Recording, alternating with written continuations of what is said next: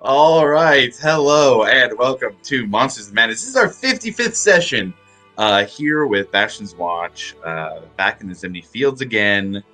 Party's a little split up right now, I guess, kind of at least split up from one of the dead party members. After the last session, to do a little bit of a recap, the party had made the plans to head up to something that Grim found.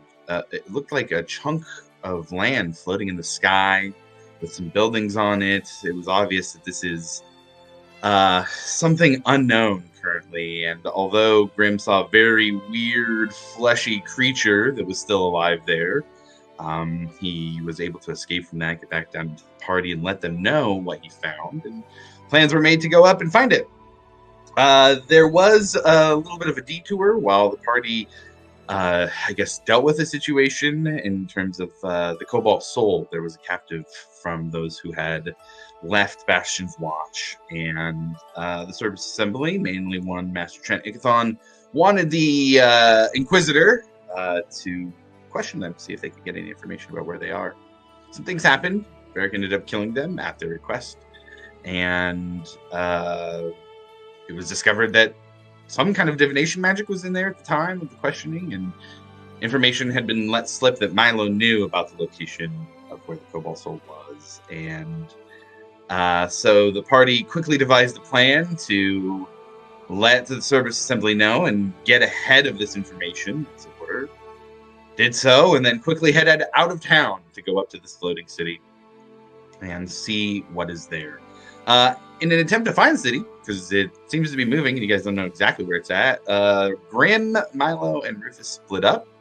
And Grim, unbeknownst to the rest of the party, or sorry, not Grim, Rufus, unbeknownst to the rest of the party, found the flying city in a very, very good roll. Good bit of luck for Rufus. He was able to find the city and started heading back down to let the group know.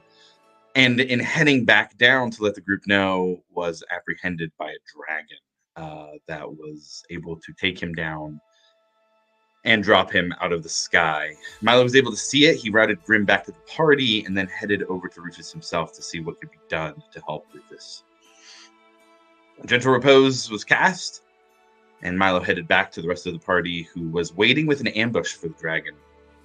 And with that ambush, was able to take them down with the magic missiles from Milo's wand of magic missiles, dealing the killing blow and a feather fall, saving Breck from taking a lot of damage falling from the sky in the dragon's mouth. We're going to pick up right where we left off, because that is where we ended. Milo took some damage after the dragon kind of pushed him to the side and knocked him with his form falling from the sky. I'm going to change the vibe up here a little bit real quick, yeah, I'm going to leave it to you guys here. Things are a little tense. What are you guys doing outside of this, or rather, around the corpse of a dragon?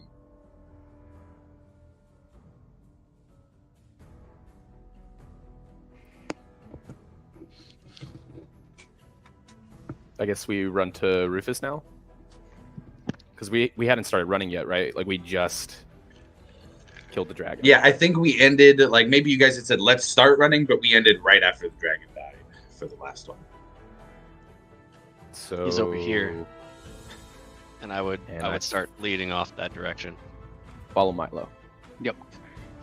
Okay. Are you guys going quickly, quietly, and slower? How are you guys going? Just full bore? What's the vibe here? Fucking send it. Yeah, I think we're all I think the element of surprise is over now, so we're just sending it. Okay, got it. All right, so then I'm not going to do any rolls for this or anything, but everybody just starts running quickly. Those of you that can fly, you can fly if you'd like to, but you all very much just leave the corpse of this dragon behind and start moving to where this dragon was. For the sake of ease, we had some NPCs along with you guys already. They're still with you guys, just for the plan to polymorph to get you guys up for transportation. So we'll say that they're still following behind you. That was Zarm, Harry, and Squall. We'll throw Commodore Norrington in the mix there, running behind Squall. That will say they're running behind you guys, but after it's not a quick run, by the way. You guys go full run for probably about 20 minutes, and finally get to the place where Milo had cast Gentle Repose and pulled Rufus into the bushes, and it is not a pretty sight. Rufus's body is broken, his bones mangled.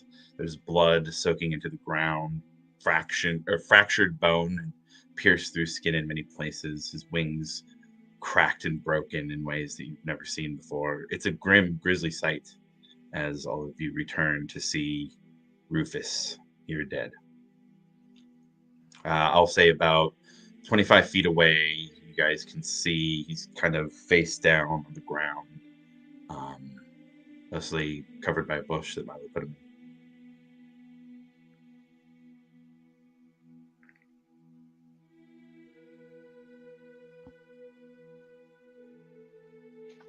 I guess I'll approach his body and kind of like pull it from out of the bush, kind of where it's in the open, and kind of get him on his back. And then I guess Ekamos would just kind of be on his knees near his like torso and head area, and just be on his knees, just like taking the moment in, I guess.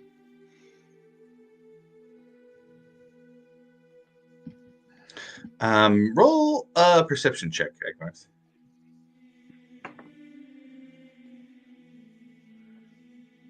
18. 18. As you look over the body of your friend that you started this journey with, you notice that under his eyes there seems to be a little bit of a red glow coming through. You kind of see it just at the corners and almost illuminating the eyelids. Would I like get a hint of his like lycanthrope kind of like coming over him type of thing, or I do like an? I'd say with that perception check, no, you don't recognize any transformation. The body's still. The body's very still. There's no like muscles or anything bulging or anything like that. It wouldn't be in a way that you've seen. If there's any changes for him with his lycanthropy, they're much more natural looking. It would be red eyes themselves, like they turned red, as opposed to like a red glow that they seem to have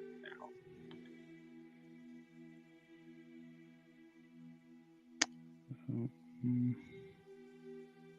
Yeah, I would just take it in. He doesn't look any different than what I've noticed other than the glowing. So yeah, I would just have that moment with him, I guess. Yeah.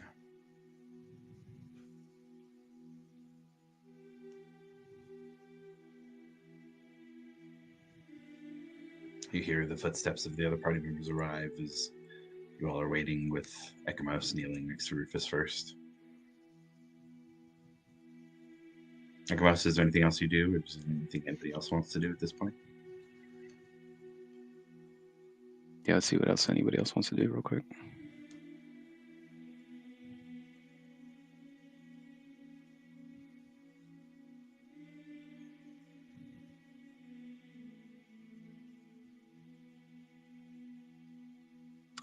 How far are we from Hope's Bastion? A couple miles at least, maybe a few miles. Not more than a few miles, though. Milo, you think you could do like floating disc and we can at least take his body back? I think I don't have floating disc prepared today, man. We I could probably have Squall cast sending back. Yeah. and have I can call pretty much and ask if Asadi wants to come out here. Probably get Squall. He could probably do his polymorph stuff or whatever, and we can have him turn to a bird or something and take him, I guess. Oh, this floating disc is actually a ritual spell, so yes, I can do that if that was an option. I was gonna say you can do that. Harry would pop in from outside the circle. We can take him back and pass along a message. You can have Squall fly us there. Make sure that he gets there safe. Yeah, I'd like that a lot. I appreciate that.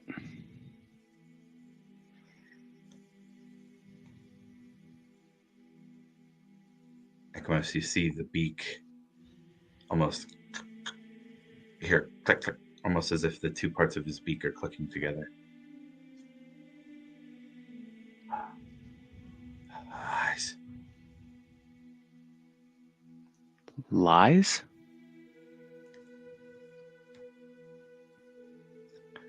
A whisper comes again from the mouth. Click, click. Open the eyes. Oh, I guess I'd take my thumbs and like slowly open his eyelids. As you open them, you open them, one of them part way, and then both of them kind of open up with a full red glow. And you start to see the mouth kind of at first moving a little bit oddly. Who is this?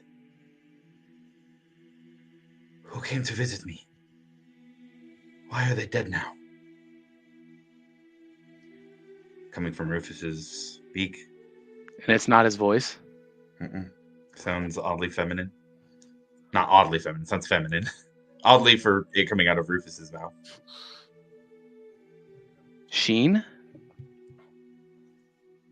I do not know any Sheen. Who are you? This feathered one. He came to visit my home. My name is Orahan.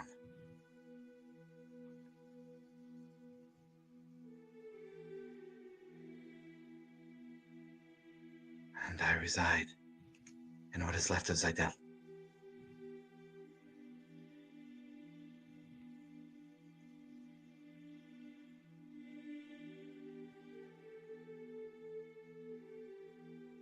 How are you talking through my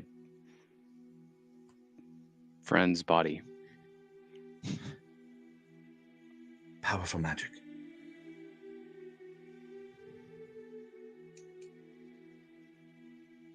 Can you return to the city?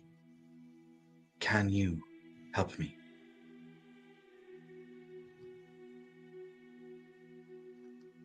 Does anyone know where Zydel is?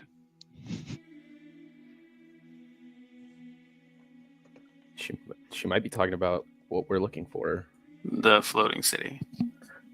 Ask her to help us find it. Do we see his like the eyes, like the glow as well? Mm-hmm. Is it Yeah. similar to how my armor was glowing when I got close to the city? Like the same shade? Or is it different? Man, it is pretty close.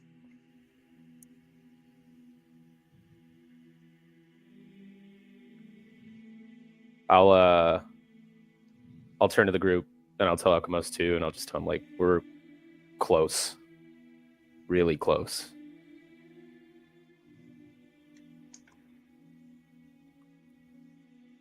Well, then I guess we'll have Harry and everybody take him back, and if we're close, then yeah, I guess we can find this Orahan chick. Bring him with you. If you help me, I can bring him back. There's many powerful things still left here. I can guide you to them if you come to me. Okay, where do we go? Fly up into the sky. I will light a star to guide you to my home. Last time we flew in the sky, someone died.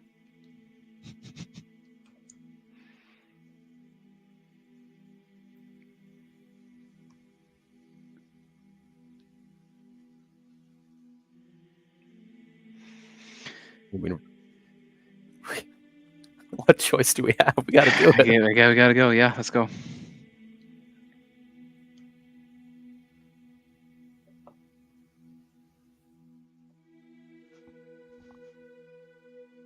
You hear from the voice, or from Rufus again. Will you help me? Yes, we'll help you. If you can help my friend. Good.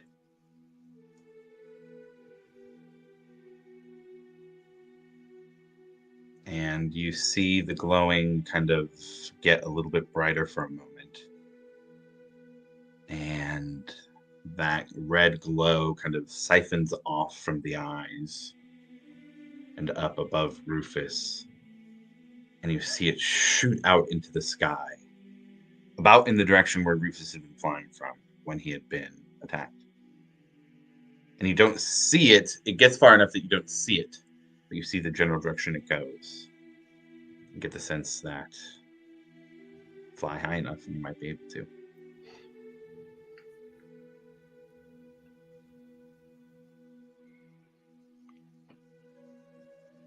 Everyone all right to go do this thing, I guess? Did you guys want me to cast a sending spell to anyone in particular before we left? You don't have to waste the spell. I have a sending stone. Oh, there you go. Me.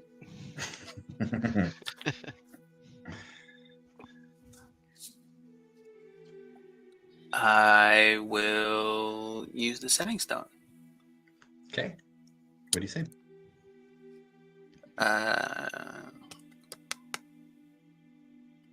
Do I know like general direction? Yeah. Okay. Yeah. In this direction. Need help. Rufus is down. And yeah, no and. I'm just saying in this direction need help. Rufus is down. Okay. That should suffice. Okay. For the sake of brevity, we'll say a good hour passes. Can I take a short rest in that time?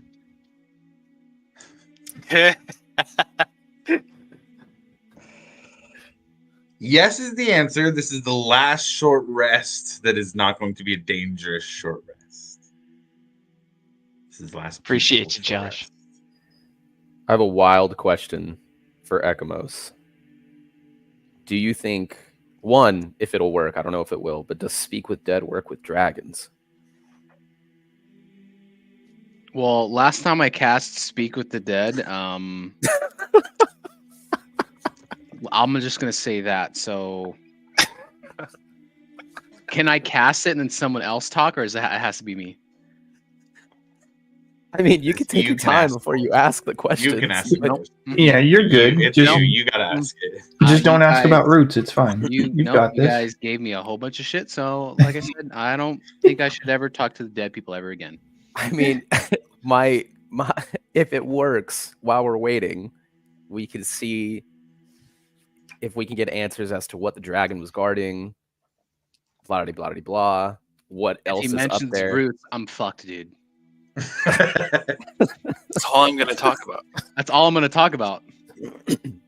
Look, we'll be there right there with you. Emotional support. We'll feed you like quick questions if you need it.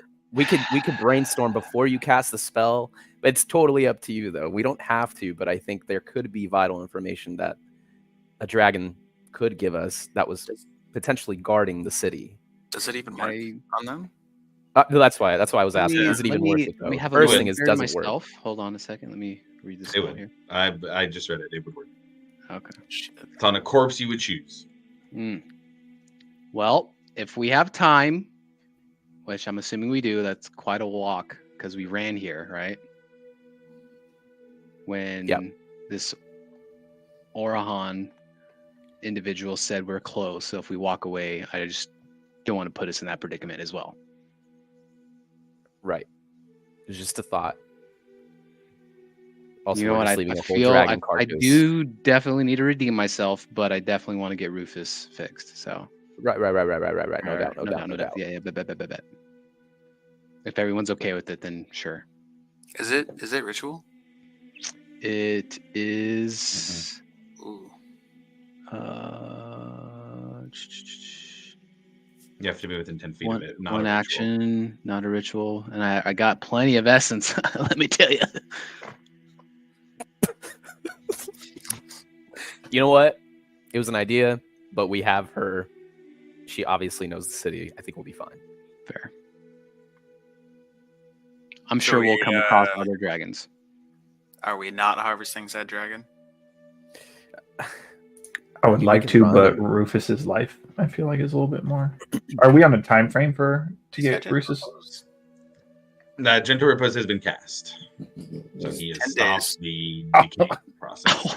Let's go. Let's go. The dragon voice. He's fine. He'll be all right. He'll be all right. It's fine. Just tell this.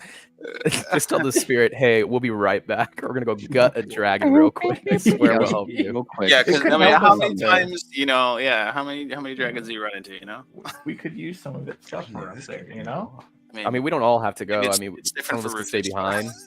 I even look. It even says it right there. Never cast. Speak of the dead. Speak to the dead. Never again. Never again. So, all right, let's go. Are we we're going to the dragon? We'll go the dragon. Jesus.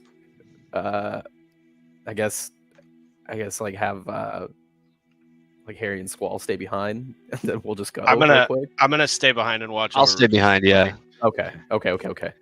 So Milo and Breck will stay back and do the short rest, and the other 4 will go back for harvest. We are sprinting to this dragon. Yeah, I was gonna say it's gonna be another Oh. full. You guys went full bore, and it took about 40 minutes. So, it's you guys are gonna do some running there. Yeah, you guys make it back to the dragon. The corpse is still there. It is still dead. There's some blood that is pooling beneath it. A little bit of static electricity that you all feel as you approach the body. What are you doing? Okay. Before this happens, give me some presets here. Wait, 'cause are I'm we going to plot talk no, to no, them no, before no. we cut him up? We don't have to talk. Oh, We're yeah. not talking? We're just Okay. cutting. I mean, we can if you really want to know about the roots, dude. Brad, Just yeah. ask him. I mean, Maybe they gotta he's be got some, famous like, roots. dragon Maybe roots. he knows. Yeah. Ooh, Dragon the- roots, The super flying rare. city roots, Yeah. The roots of the city. Fuck it, and then I go and start casting it.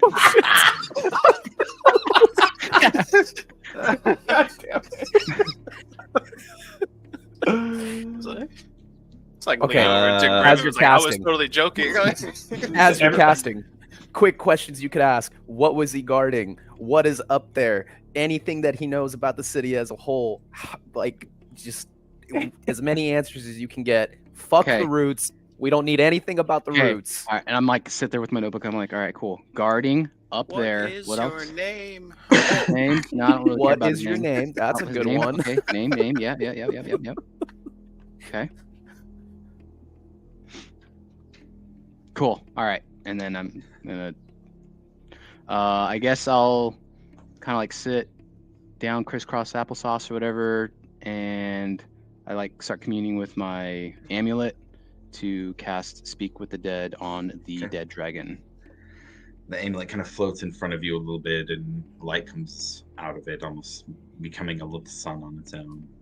And that light goes over the corpse of the dragon, and you can see it kind of move up towards the head, and the head slowly kind of like picks up just the head off the ground and kind of turns straight, like slack jawed, kind of as a crunch back into place for it to actually be able to speak. It's quite large. I mean, the dragon's head is, man, so much bigger than you. But it's a little unnerving having it kind of. Hello. My name's Ekamos. What's your name there, bud?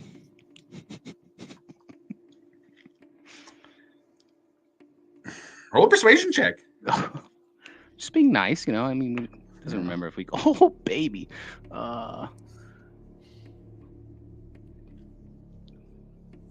24. Nelsrad was my name.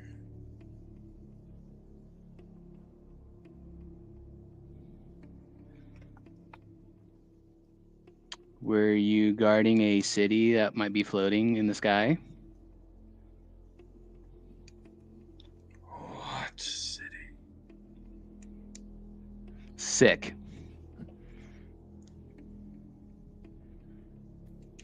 I guess you could ask what he was doing here then, if he wasn't guarding the city. I was gonna say, can we whisper questions into Ekamos' ear as he's talking to him? Yeah, because I'm the one that asks the question, so that's how the spell works. I think. Yeah. Oh, okay.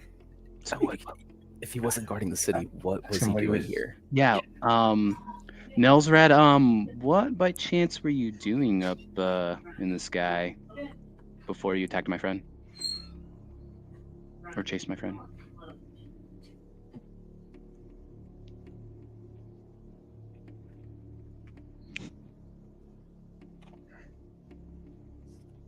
Flying. Searching for rodents that need exterminating. As a dragon should. Okay. Great, so he's Galactus. Awesome. He just goes around sucking the life out of cities, Pretty much. out of ancient cities. This took an Where- unexpected turn. Yeah. Were you by yourself or were you with any friends? The fire of the Great Mother always burns within and connects me to the dragons of this world. Awesome. I think I have one left. Something about what was the dragon group? What's their name? DM question. Would we know about the Chroma Conclave or whatever it's called? Generally speaking, that's big world events. You would Mhm. have heard of them before, sure. Yeah. He said Grave Mother? Yeah, the Great Great Mother. Great Mother. So yeah, what do you think? Ask him if he's like part of the Chroma Conclave or something. I don't know.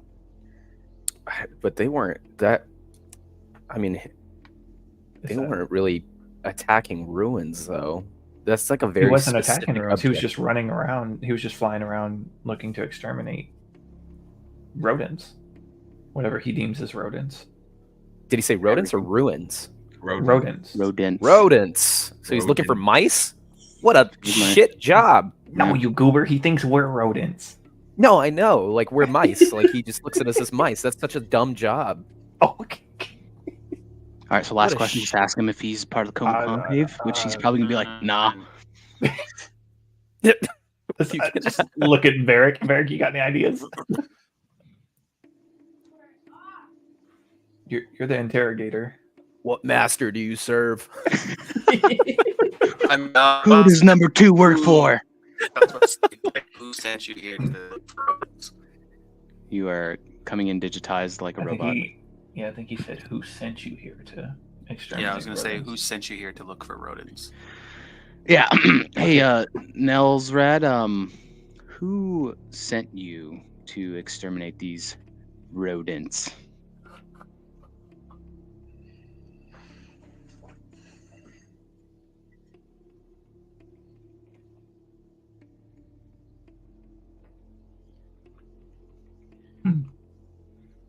Get your pen ready.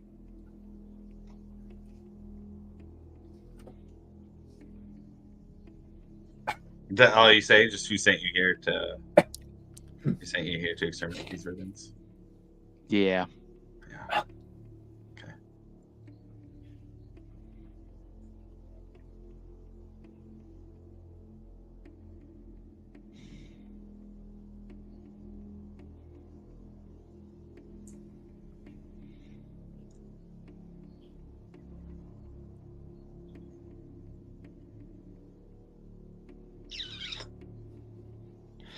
He would answer back with,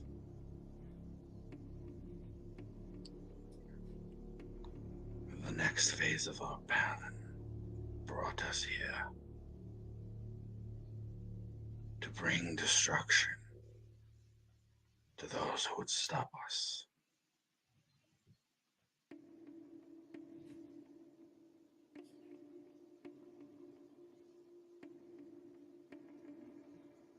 And then the head would. All All right, boys, hack him up. Great cryptic. Yeah, Hey, cut him you up. did so good. Cut him You up. did so You good. did- you redeemed yourself. Yeah, I didn't hear a cryptic right there. In the spell, it specifically says answers are usually brief, cryptic, or repetitive. So you've got to go cryptic there. Yeah. So real quick, while you guys start to hack that dragon up after hearing the answers I had to give, I'm going to jump back over to Breck and Milo, resting with Rufus. The two of you are there. What are you guys doing for this short rest? I think Milo probably just sat down and just kind of maybe took a meditative approach to because he's going to be casting Arcane Recovery during this short rest.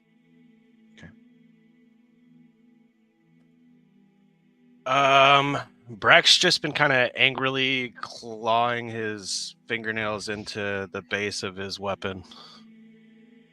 Just kind of staring at Rufus's body. While clawing your fingernails over the weapon, a voice pops into your head, familiar at this point. Leadership is needed to avoid these deaths. You and Milo have the closest connection with the Dragonfire that can lead this group to true power. You can take it for yourself. You can keep your friends from dying. Everyone will be safe.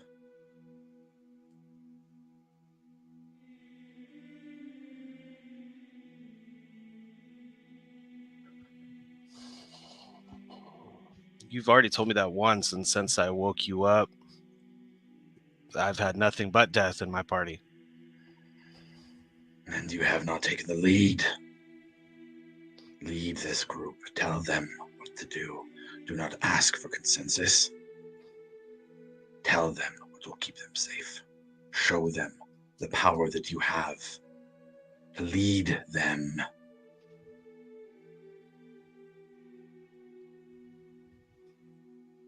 The purifying fire of the ancient mother will cleanse this land and make it stronger because of it.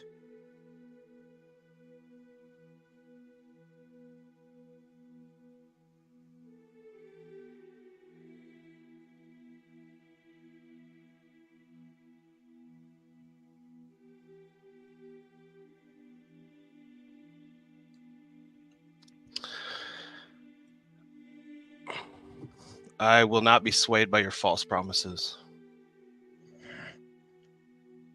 Then you will burn. The weapon starts to get hotter in your grasp. Milo, while meditating, you feel that small little pillar that sometimes emanates from Breck, not as a full Dragonborn would, but present nonetheless, begins to grow a bit.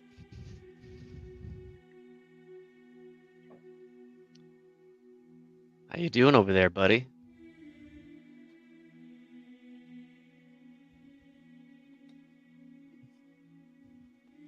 Does it hurt? Not yet. Not that you can tell.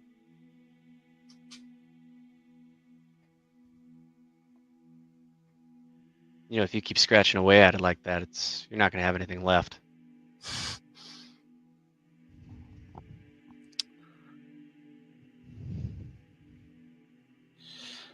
Yeah, man, it's been a long day. I'm just going to grip the hilt, just squeeze it just as tight as I can. Roll a religion check for me.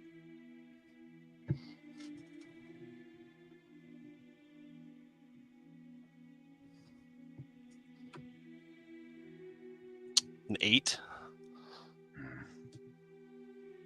You grip it at first, and the heat makes you try and think of ways to cool it off. And you feel your connection to the Wild Mother. Feel the grass, or rather the breeze through the grass ruffles by you. And you're trying to connect to that feeling you have of the dream and the coast with the water, cool, refreshing water. But the heat overtakes, beats it back. And you're left feeling angry,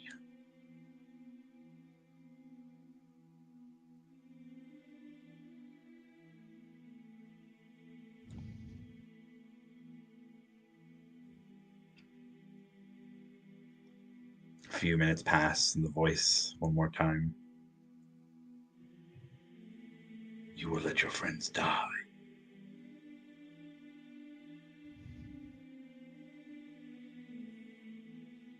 And that's it.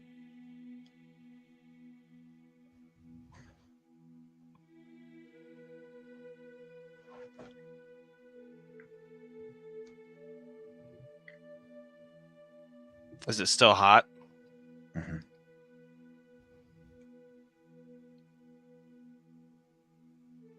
Yeah, he's just gonna continue to watch over Rufus's body, gripping it.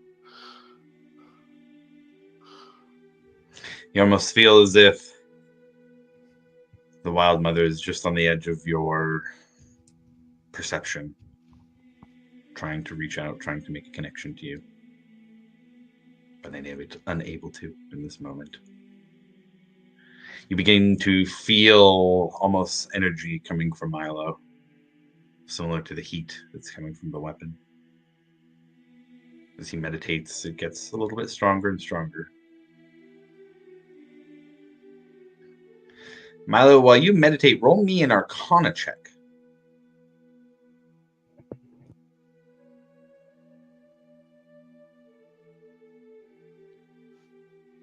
24. 24. After talking with Breck a moment and snapping back into your meditation, with a 24, you see visions of crystal, large gems. Light reflects off of them with a purple hue, almost as if a glowing flame lights the way. Feels like a large cavern, cave system of some sort. In your meditation, you think back to the flight you just had, flying away from a dragon as it was chasing you. And it feels not too dissimilar from this vision. Although instead of flying through the air now, you're moving through these underground cave systems. Plenty of room to fly, but with no natural wind flowing here. Stale air. The large cavern breaks through to see energy.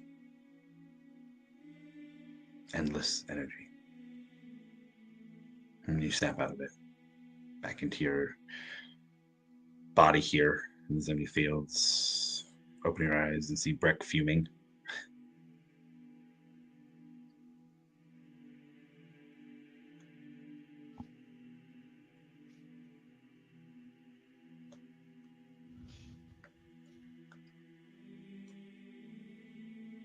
You know, back when we first got that, when I picked it up, there was somebody talking. You know, just if you ever want to talk about that or something like that, you let me know, man.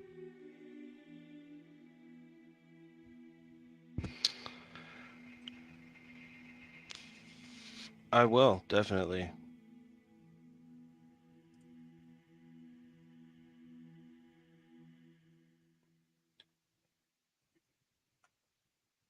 Breck's gonna leave it at that.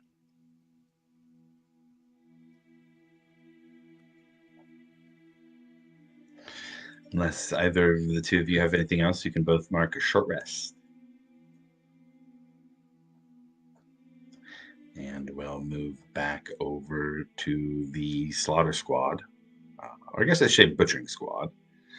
I guess what I'll say here is, look, you guys are stealing some time away here. It's going to take Vasati, I said, about an hour to get there, 40 minutes to get there, 40 minutes back. So this is going to be up to you guys how much time you want to spend of the rest of the day getting this dragon chopped up. How are you going about it? What are you doing? There's a lot of meat in front of you.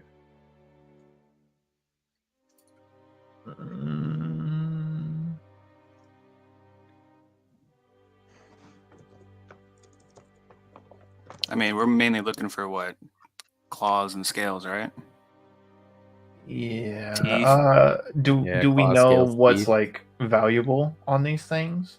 Yeah, teeth and scales are pretty much the big ones. You can make Mhm. dragon scale armor. You can make really, really nice dragon tooth daggers. Sometimes there is enough latent magical energy in the teeth that you can very easily enchant them.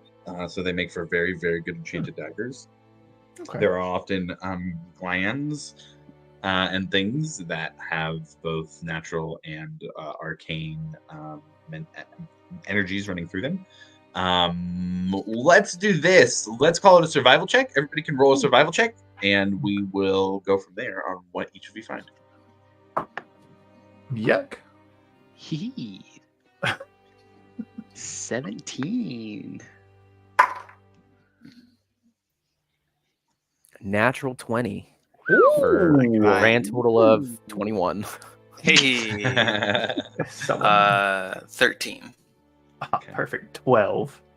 12. All right. So let's see. For Alivor and Varric, roll me a d10. All right. Ooh. Oh, that is Cool. the wrong Nice. dice. 9. 9. Okay. I accidentally rolled a d12. 7. 7. Okay. So each of you get that many dragon's teeth. The other two of you can also roll that to get dragon's teeth as well. Ekamos, you said 17 was your roll? 13 plus 4. Yeah. Yeah, so 17. So you can also mark some dragon's blood. Ooh. I would say roll a d6 and you okay. can get that many vials of dragon's blood. 4. I wanted to try to get some scales to maybe beef up my armor.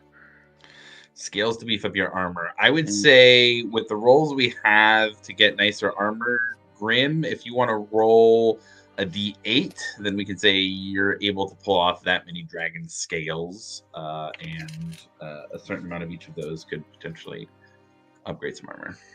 6. 6. Okay, so you get 6 big dragon scales. I'll let you guys as a party figure out how you want to do those once you get back into town. We can figure And out. for the blood, I rolled a 4, so is that like 4 vials worth? Yeah, or- just put 4 vials of dragon's blood. Okay.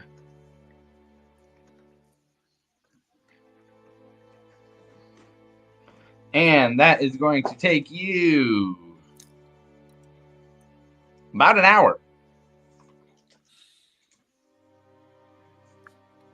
What time of day is it? At this point, late afternoon. You want to head back, or what do you want to do? Yeah. Might Oh as well just- yeah. Yeah, we gotta get back. Yeah, let's I go just home. Just want to chill here. Like, Yeah. Well, hey, just gotta ask questions. hey, start with And Mr. we Roots run around here, back. guys. While you guys start running back, with all of these things that you've harvested, man, you guys are running pretty far. That's 40 minutes. You've ran 3 ways. Grim, you've got the heaviest stuff. Let's see, you've got teeth and daggers for the rest of it. Okay. Everybody roll an athletics check for me here. Ah, shit. Does it matter if I put my stuff in my bag of holding? Oh. Yeah, actually. Mm. Yeah, you don't even have to roll if you do that. It must be nice. Nice. Oh. All right. I got a 6. I got a 7. Let's go. 10. All right. Well, shit, Varric, you put your stuff away and you keep running. So that's going to make it a little easier on you. I need the 3 of you guys to roll me Constitution Not saving alive. throws. Oh no. I did athletics checks. Now we're doing Constitution saving throws. This is what Do I see them like baby. falling behind? Oh, for sure. Yeah. There's. Can I offer to help them with said things? I would say the dragon scales might be a little big if we're trying to like get armor nicer and stuff. It's gonna take a little to get those. I would say Grim, you'd still have to roll on your table or for your Constitution saving throw. But if you wanted to save Alivor and Ekamos the rolls, their stuff's also not super heavy. It's more about the running for 40 minutes and then 40 minutes and then 40 minutes after taking a bunch of time, digging through meat and body to try and get that. You guys have been, working pretty hard for a few hours. I got a 24 on that con save. Okay. I got a God. 23 for the con save. You sons Okay. of bitches. I got a 13. You got a 13. Damn it. Why are they so fast? They're so fast. Okay. Alavar. Wait a minute. Oliver, that kind of fits really well too, Where the hell I is think. my fucking Calypso? Where is she? Yeah, right. You didn't bring her down. Right, oh yeah, right now. I want to make you roll if you had brought her. Alvor, you have a level of exhaustion from your How do I time. do that? On your character sheet, there should be a spot in conditions, I believe is where it is.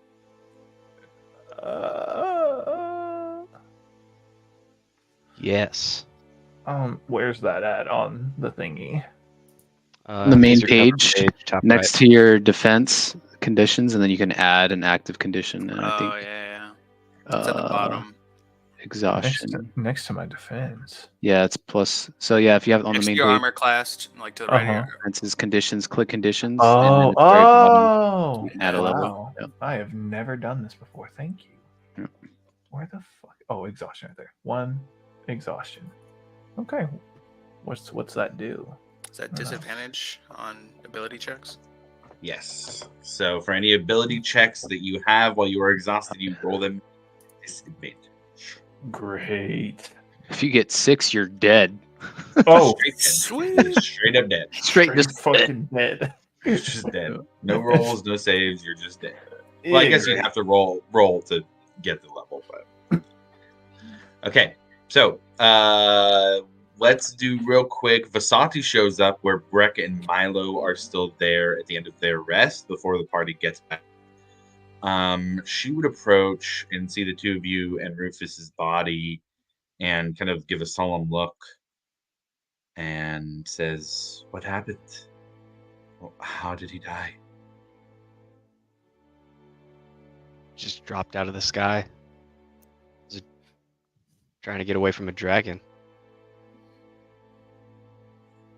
Things grow ever more dangerous by the day.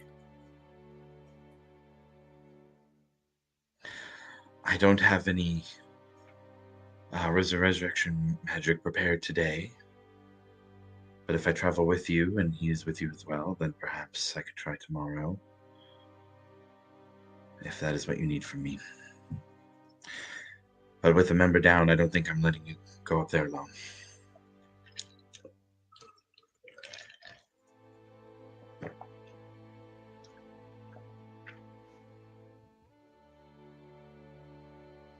Thank you, Vasati.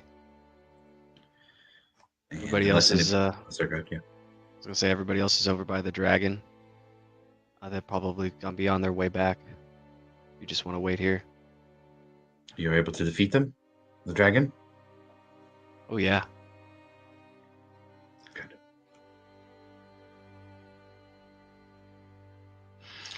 May the burning light of the Dawnfather fall with vengeance on any dragons this day.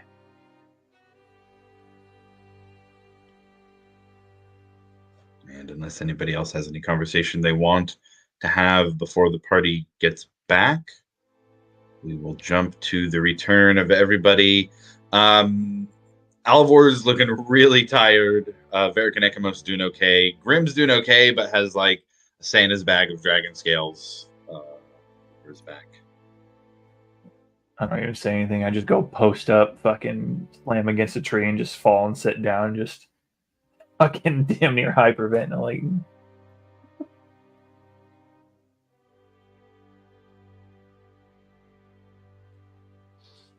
Gotta always remember to bring your inhaler, man.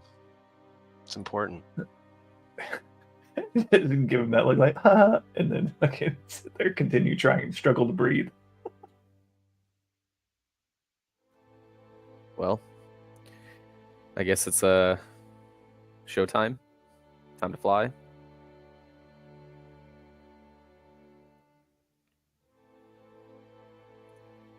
I call dibs on riding somebody. I'm not flying.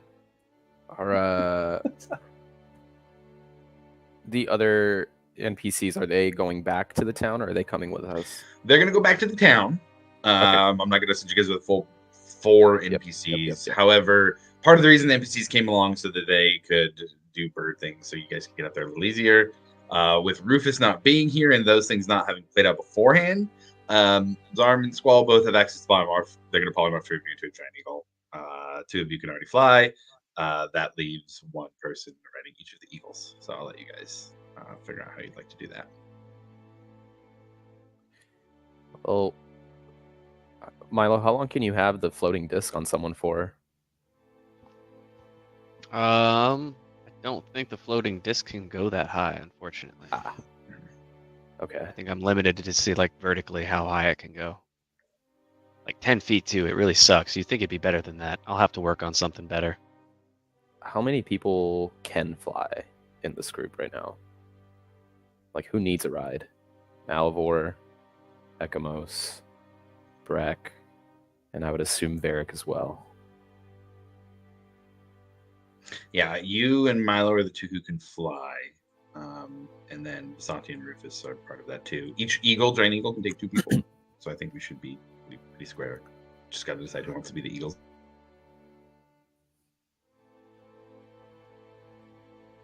I don't want to be an eagle. Neither do I. Those goes Varric. It leaves Varric and Ekamos. We got a Varric and Ekamos eagle. Ekamos, be an eagle, man. You know you want to. Okay, not really, but okay. Okay. It's only until we get there, and then you'll Okay. turn right back. Promise. Until we find another fucking dragon in the sky. Cross my heart and hope And to die. Okay.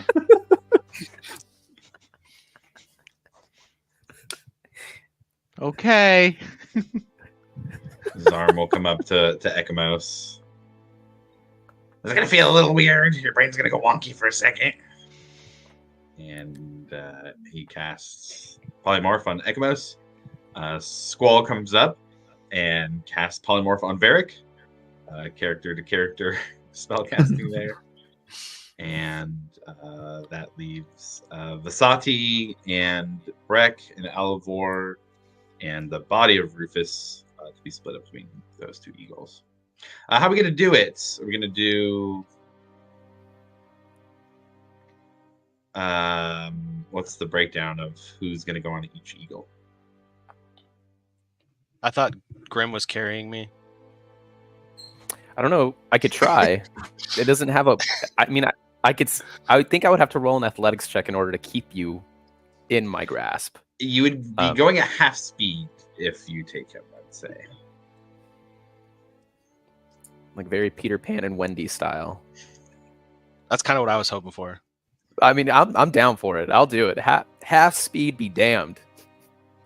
You have to sing the song from Aladdin just as you guys are flying. I can show you the world. I'll play as I ride the eagle for you, so you can, Yeah, I mean, yeah, I can. If you don't want to ride it at Eagle, I can. We could backpack it. We can go. Large birds freak me out. I got you. I will carry Breck. Okay. Are you going to wrap your arms around Breck, or is he going to piggyback on you? So, okay. You're not small let enough me that you could know- like carry me like a child, like that you were taking in the like to bed. Here's what I got. Right. So just in your arms, like. I do have. So you've made it to where like both armors are like simultaneous, right? Because we haven't one's figured kind out, of like, underneath the other. Sure. with the like armor that I aligning have right together. now. I can change the appearance of my armor, or like change it to be something else. Would it be super far-fetched to have like a little baby carrier so I can just slip Breck in behind me like Yoda and Luke? The way that you're Shit, full use of my arms.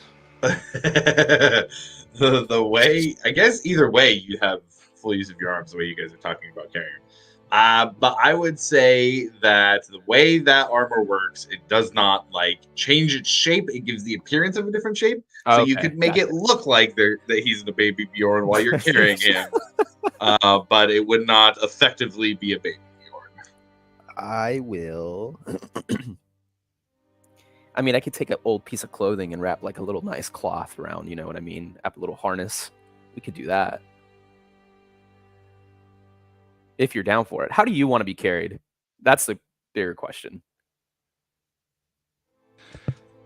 I'll just ride on your back. That's fine. Okay, that's it.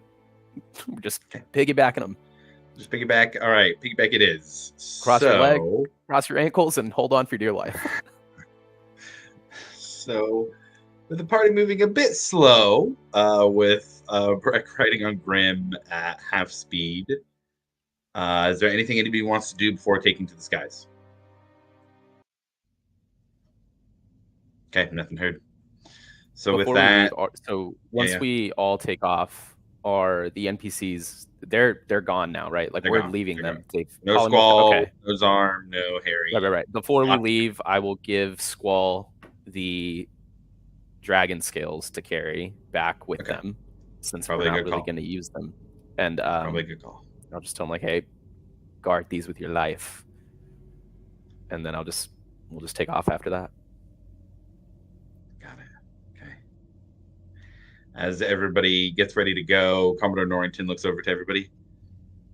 Godspeed, gents. Don't do anything I wouldn't do. And everybody takes off up into the sky. Everybody staying together this time? Yes. No, we can Yes. split. Fine.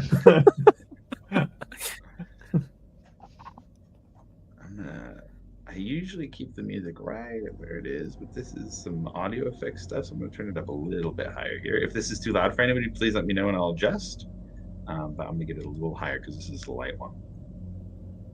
So with that, you all fly up into the air looking for this sign, this red star from this mysterious Orahan who has spoken through your dead friend after he visited this flying chunk of land. Up in the sky, everybody roll me a perception check.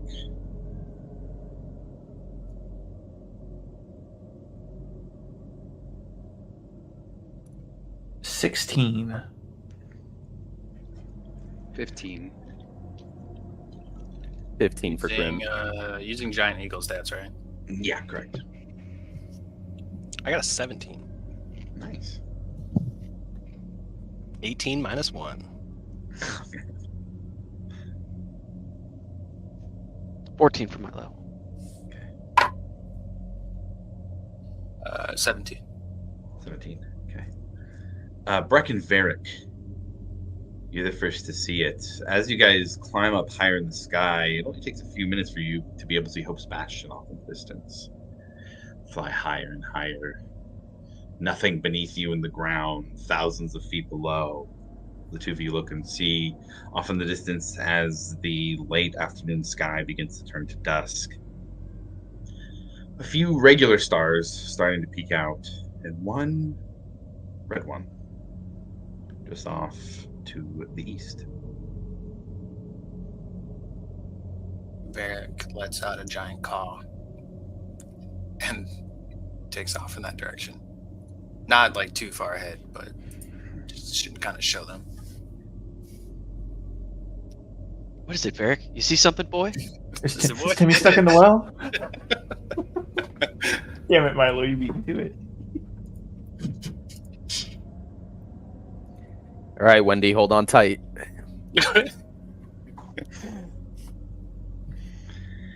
You all, again, at half speed, move up here, and in moving a little bit slower, we are going to stay here at dusk, moving into the city, and it's quiet. With the clouds and the winds being the only thing that you can see or hear up here, you move closer and closer to this red light. And after overall, when it ends up being about an hour of flying, I need somebody to roll me a d20, please. I will do it. 17. 17, okay. With everybody flying, getting closer and closer, the red star appears to get bigger and bigger. Till finally, you all pass through an unseen, invisible barrier and see in front of you a floating chunk of land in the sky. A very odd sight in general. It looks as if a piece of a city has been pulled out of the rest of it and still floats. And looking around out here at the edges, you can still see a little bit of a red glow pointing to a specific spot in what looks like an area surrounded by ruined buildings. But with all of you here now, a little bit slower than some of you have been while you've been here, there's an odd parallel to the sights that you see. Some of the things here seem to be behind some sort of magical enchantment, preserved, unchanged from the past. But some things seem to be affected by the ages. You can almost see lines through the city where there's rubble, buildings broken down, some of them cut into cross sections, almost as if the magic itself eroded, was pulled back, leaving part of the buildings to crumble and the rest to stay standing.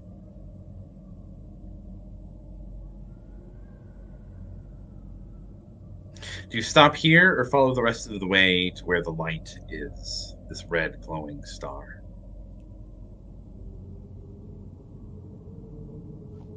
Is this where I was before? Like, does anything look familiar, or are we in like a new setting? Roll me a perception check. This one will be perception. Perception.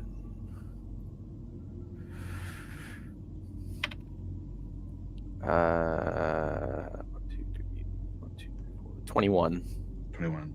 This doesn't look to be the same side that you are on. It looks different.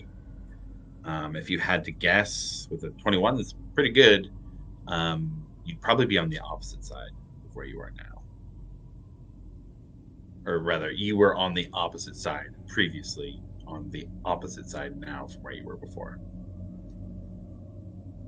I will communicate that to everyone. And I say we follow the star. Continue to follow the star.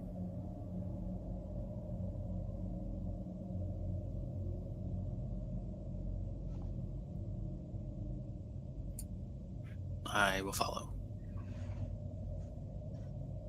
Does anybody not follow?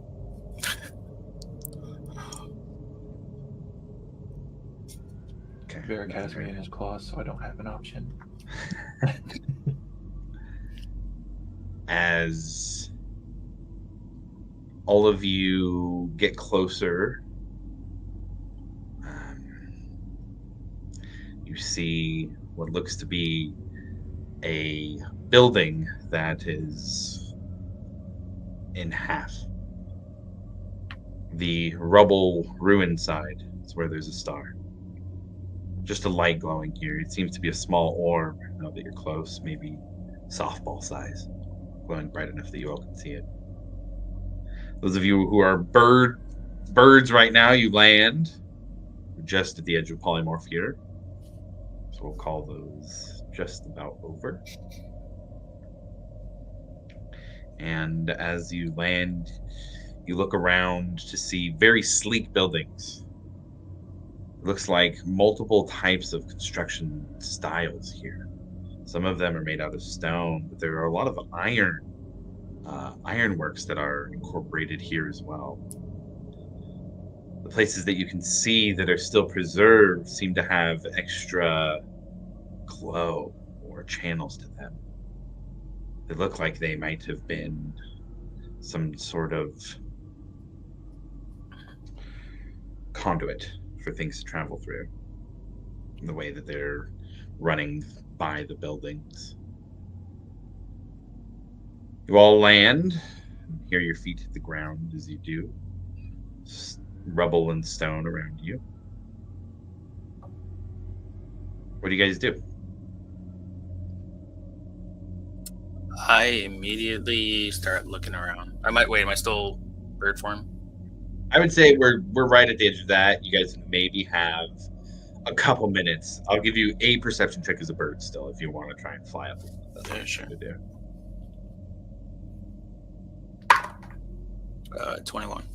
21. I would say probably a few hundred feet in front of you. It looks like there is some green space.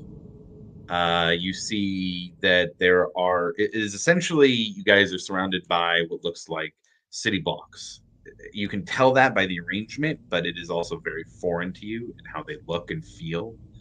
You don't see anything moving, but from there in front of you, it's kind of hard to tell, but there are buildings that are still preserved and more that are in ruins.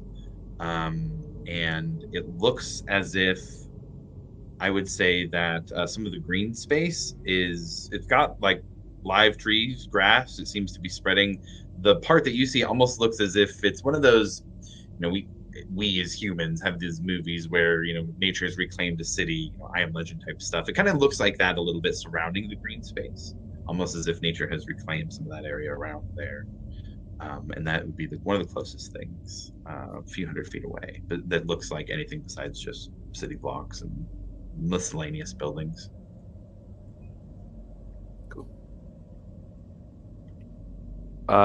Is my necklace going crazy again?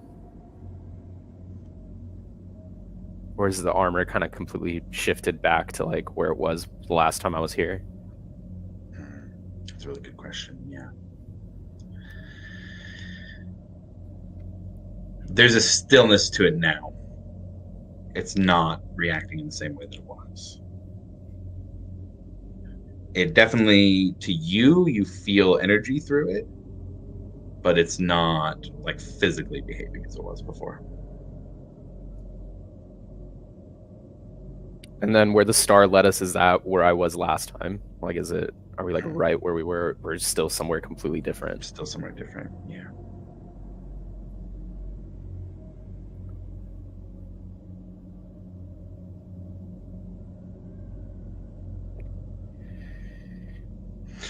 If there's not anything anybody else is doing, I need everybody except for Grim to roll me an intelligence saving throw.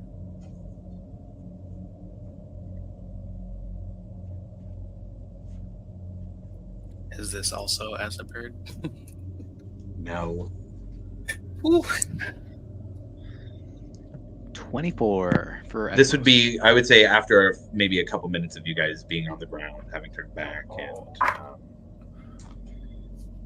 looking around where it's immediately around you. I would also like to point out anyone within 5 feet of me gets +4. Oh, all right, I'm gonna need that. I mean, it's not gonna do much, but Oh, you guys also get a +2 if you're next to me. okay. So +6. That's still not gonna probably save me. I guess a dirty 20 for Milo. So +6. You said intelligence? Intelligence saving throw. Yeah. Fuck me. I got a 12. Oh, it's okay. I'm right there with you. So with that +6, I think I got 11. Damn. Extra. Yeah. It's a 19 for Eric. Okay.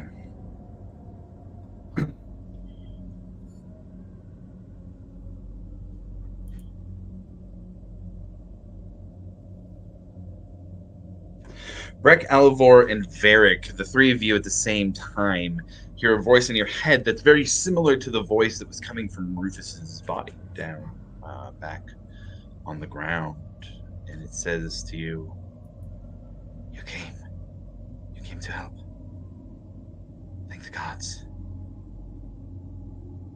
This is a very dangerous place, but if you can make it to me, then perhaps we can work together and stop this place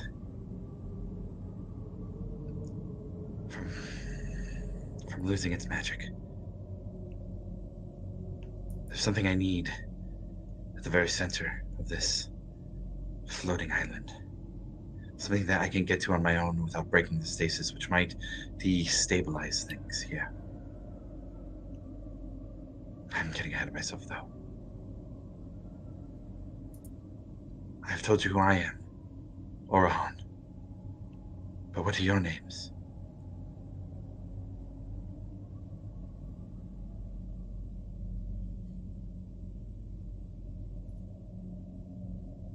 And again, this would be Breck, Elivor, and Varric that would hear this. Nobody else. Yeah, I was about to ask, do we see like Rufus's body moving at all, like clacking, or we just it's all in the head? Crazy.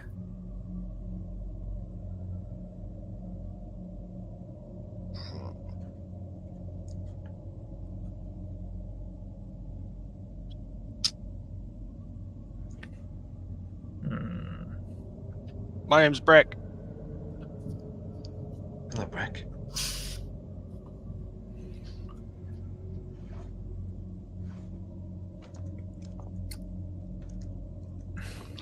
Where are you speaking from?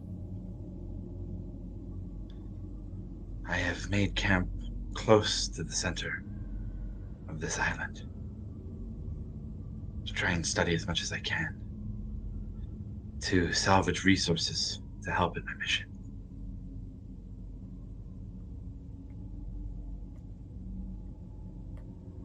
I can give you directions to get to me,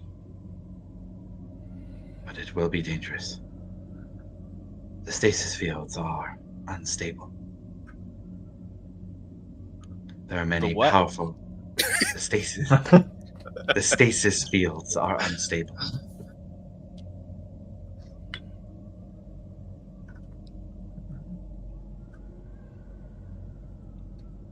And there are many leftover things that the Zemnians left. Things that sometimes work as intended, and sometimes have fallen to the sands of time, no longer working correctly.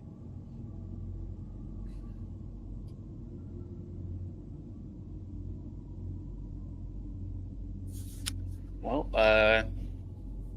guess hit us with those directions, and then glad to introduce myself when I see you. You must travel first to the natural studies area.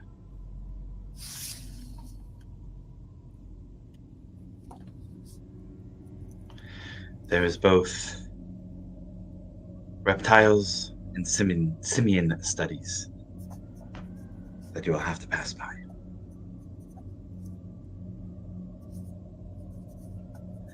From there, you can take one of two paths, both through the city roads of what was once Zemniaz. This city.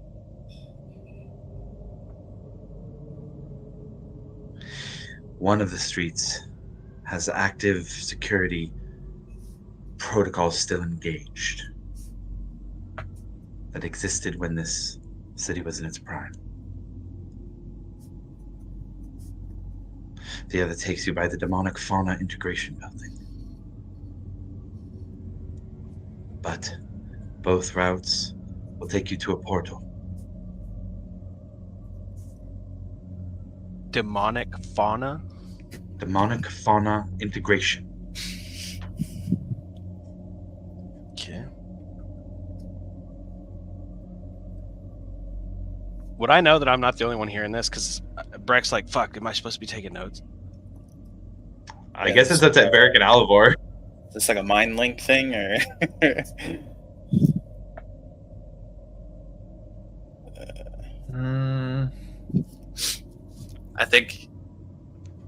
I don't think he would say it out loud, but he would just kind of look at Breck and just mouth demonic integration, or like demonic fauna integration, like with a questioning look.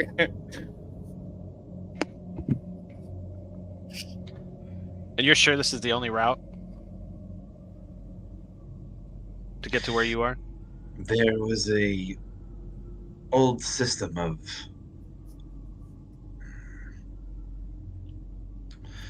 of teleportation routes to the city. The stasis fields are kept together in such a way that this will get you closer to me. This will take you from the streets beyond the Demonic Fauna Integration Building to the Aeorian Embassy and Research Station. Dude, I wish I could be hearing this because this sounds wild. After we landed, it's just complete silence from everybody. And so, how long does this go on for? What was that last one? Aeorian what? Aeorian Embassy and Research Station. And as long as you're saying it, you guys are just. Hey, Johnny, this is a crazy. Are you guys okay? You guys are just really staring off into space. You're mouthing stuff to each other. Like, are we good here? That's The whole- okay. The whole time, Varric is just sitting there like. That can't be good if Varric is having his face. What is going on? Yeah, look, I know this is confusing, but now I'm scared. Does any of this look familiar to you when you did your little thing? Is there any way I can bring Egamos and Grim into a nice little huddle together? Like, guys, come here. Come. Look at all There's- this architecture. Oh, there's- sorry. What? Is that? There's someone whispering in my head right now. There's someone Who? whispering in your head. It sounded like whoever spoke through Rufus earlier. I think. I don't know. I didn't get Yeah, to hear. she said her name. Oh yeah. That's right. It was the same person. Well, why is she only communicating with you guys and not everybody? That's I kinda don't know. messed up. Maybe Yeah, it's it is kind of not fair. Maybe I'll ask her. Yeah. No. She's saying some important stuff. It's that I because hope we're the other- stronger mentally than you guys. Yeah, got it. yeah. Okay. Yeah, that makes sense. Okay. Yeah. We have a better mental connection with the smarter people. Hmm. So what do we got? What are we doing? She wants to meet. Apparently, she's more towards the center. How the long city. has she been here? If I wanted to Do trap somebody, I still have that link? I think it might be a trap. Hey, Orahan, you still there? I am. Oh, you are. Yeah, let me put you on speakerphone real quick. How long? He's you like been opens his mouth. Fucking Stitch. Playing the damn record.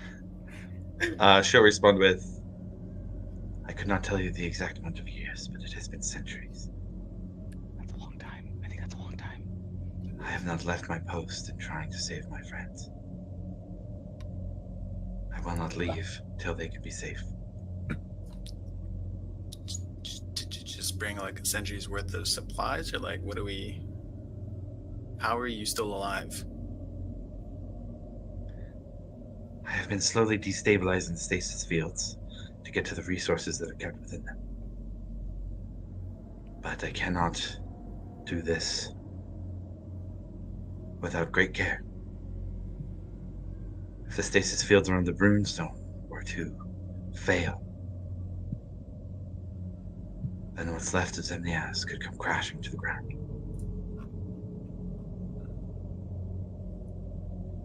If there is any hope of saving what is up here, preserving it, so that the knowledge and power of my time can still live, then I must be successful. So you're a citizen of this city. Yes.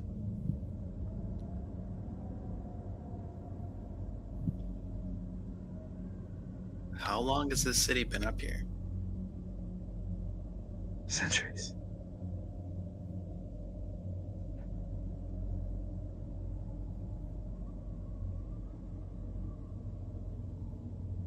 Yeah, I'm, as she's saying this, I'll be informing everybody.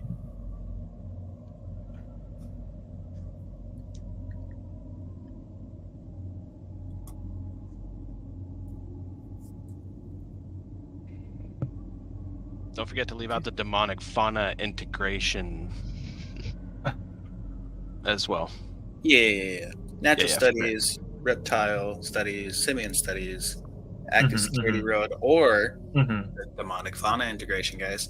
Now that And then sounds like Aeorian embassy and research. it. It's a little racist, but I was gonna say just a little pronunciation. Aeorian, I was not Aryan. Pretty distinct differences. So Aeorian. I thought it said Aeorian. Yeah, just Oh, shit, yeah. I- Alvor heard something different, so just making sure we're very Thank you. clear Thank you. about the Yeah. people Yeah. that embassy is up here. slow marching in the distance. Goddamn. There's a lot to take in. Very. Yeah, just a little bit. Yeah. I didn't think I would ever hear those words in that order in the same sentence, but here we are.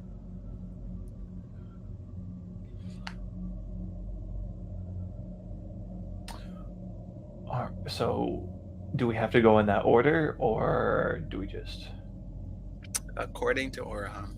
do any of us know where any of these are? Because I don't. I don't think any of us knows where anything is. Are there signs? Does she expect us to follow the street signs? I mean, Alvor Follow roll the perception check, see if spiders. You roll. Roll perception check. See if there's signs Oh. around. I ain't seeing shit. 9. 9. So the strip you guys were at is one where there is not stasis field, so everything is pretty worn down. With the 9, you can see that maybe in the stasis fields there's some signs that are giving directions. Nothing outside in here where the area you guys are at. It's mostly rubble and ruins. Can Milo begin his chanting for a ritual cast of detect magic? Sure. Yeah, absolutely. About to be blinded. Oh God, my eyes! It's everywhere.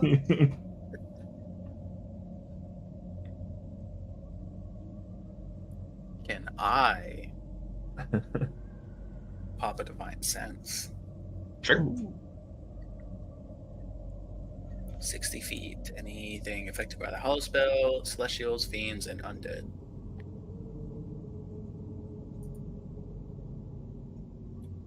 So for the sake of brevity, we could say Divine Sense goes off. If anybody wants to do anything in the 10 minutes that Milo is ritual casting Detect Magic, please let me know. Otherwise, Divine Sense will go off. No Celestial. I would say, actually, I'm going to roll that back just a little bit here. Within 60 feet of you, if you're kind of looking around in the stasis field, some of the channels that I was talking about seem to pop up with like a celestial divine type energy. It's very light, very low glow, but it's like frozen where normally you'd see it moving, and kind of like sensing it and how it moves. It's, the difference between seeing a river like you normally would versus seeing an ice cube. And then for detect magic, not far off with everything being so lit up, I would say for where there's no stasis field where you guys were at, like there's a strip of ruins. It's almost like a cross section of ruins where there's nice things on, at different distances from you guys. The stasis fields themselves put off strong energy. I have as strong as a energy as you've felt, except for like the burning pillars type stuff. That has been just like mass energy. This is very powerful. It is stable, but you do see almost like little staticky drops, like you do kind of get the sense that there's a lack of stability with these stasis fields. Within them, you can see that those channels themselves seem to have different types of magic going through them. There are multiple channels, there are multiple types of magic there, if you're kind of looking where Varric looked as well. Beyond that, I would say you see that there's almost like a little bit of magic where the star glow, the red star glow was that led you guys here. And looking forward, if you're just kind of sticking where I am, that's what you see. You see all the stuff pop off on you guys that you have for magic items, but that's about it.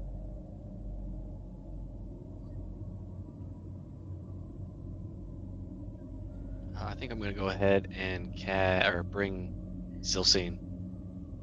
Okay. Sure. Easy enough. Well, guys, what direction do you guys want to walk in?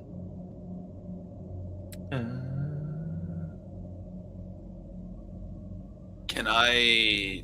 Sorry, I should have said this when he was doing his 10 minutes for ritual cast. Can I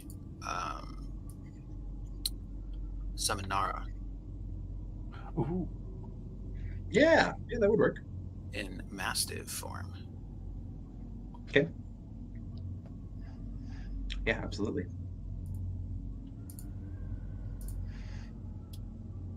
And real quick, you gotta give me like 60 seconds. I want to take a quick little bath break.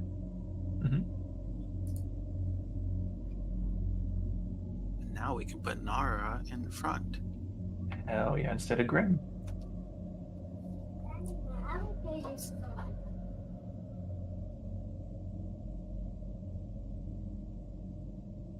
See if Eric's cool with it, man. We'll just sit Silsine right on top of her.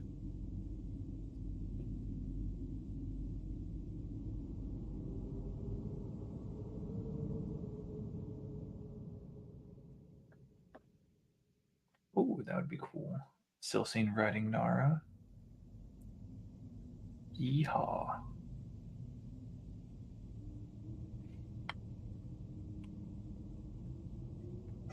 Okay. So we have some things summoned. Nara, Silsine. Have some divine sense and detect magic done. What are you guys doing?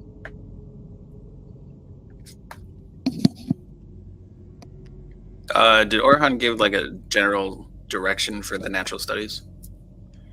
Yeah, I kind of pointed towards the natural area that you guys saw, I would say, without actually giving you the dialogue. Yeah, pointed you in that direction.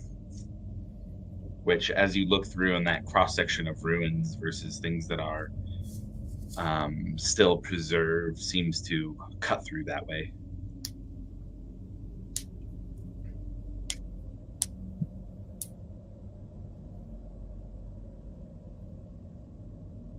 And then how close is the nearest stasis field? I would say from you guys, where you're at now, no more than like 40 feet to each side would be stasis field. Right now, it's kind of a thin strip, and once it gets towards the nature area, it almost looks like it expands out two different ways, and then almost kind of corners back a little bit. So it's almost like a thin strips on both sides where it's a little bit bigger in the middle.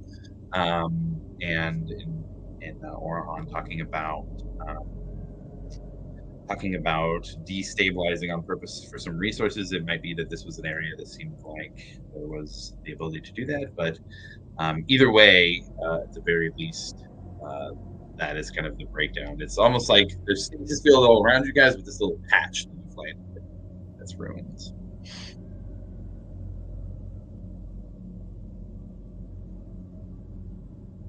Josh, real quick, can you?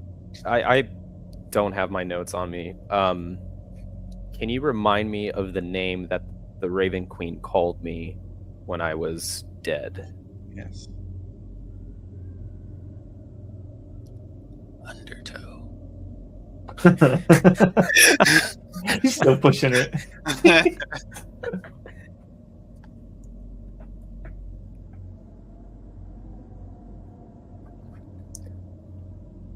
The right hand of the Tide Toucher. The Undertow. The Tide Fondler. The Tide Cuddler. I am Squall, the Tide Tickler.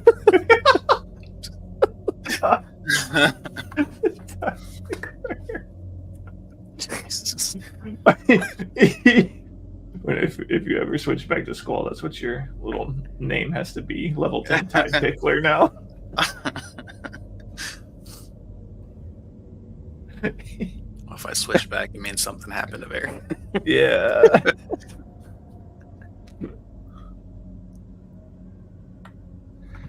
Grim, I'm gonna have to get back to you on that one. If you guys want to Okay, keep going no with what you're doing, I'm gonna have to dig through a little bit.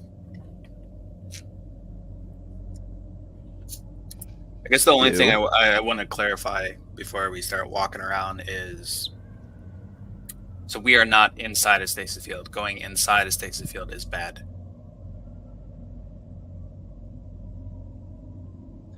You are not in a stasis field now.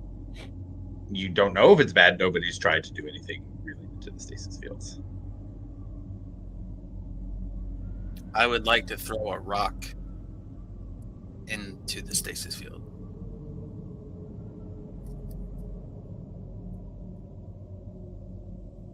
Yeah, you pick up a rock, throw it at the stasis field, and it bounces off. All right. I could all. I'm scared. I'm scared. I'm scared. I'm scared.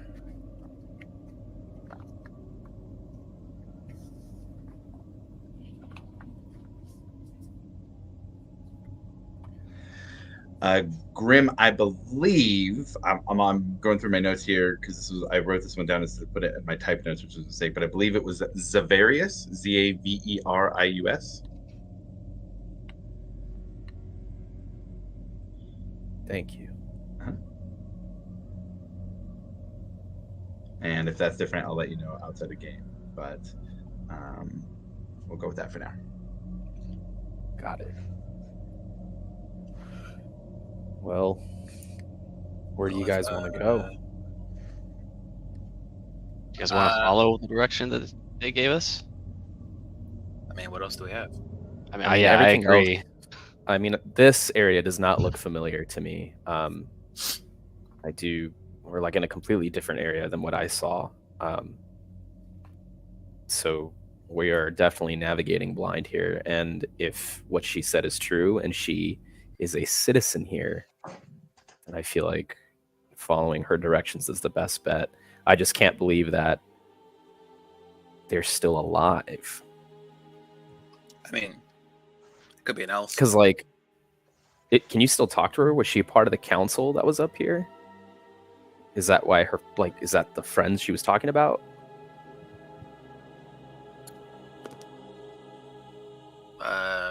What council?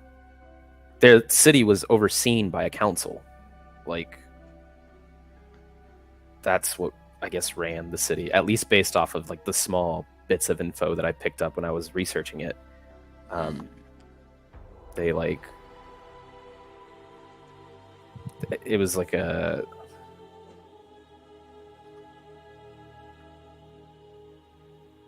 I don't know. I'm trying to read these notes, but I chicken scratch. A mageocracy would be the word you're looking for. That's the one. Whoa, it's like you're here. It's like you're right here in my mind's eye.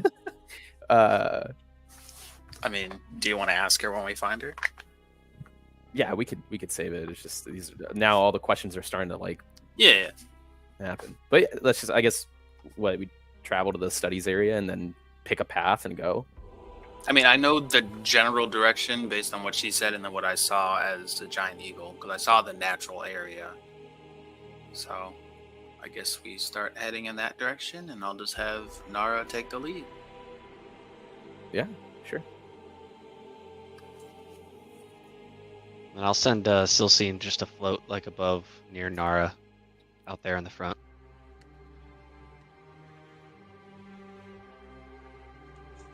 Okay. Just kind of tell her, yeah, just if you see anything, let me know immediately. How far out in front are you guys sending?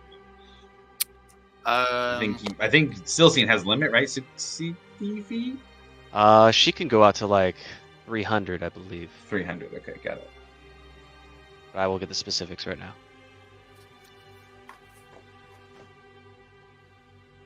I'd probably, 30 feet. Okay. Or at least, yeah, within just eyesight. Okay. I'll just tell her to keep a lookout for any kind of traps or any threats.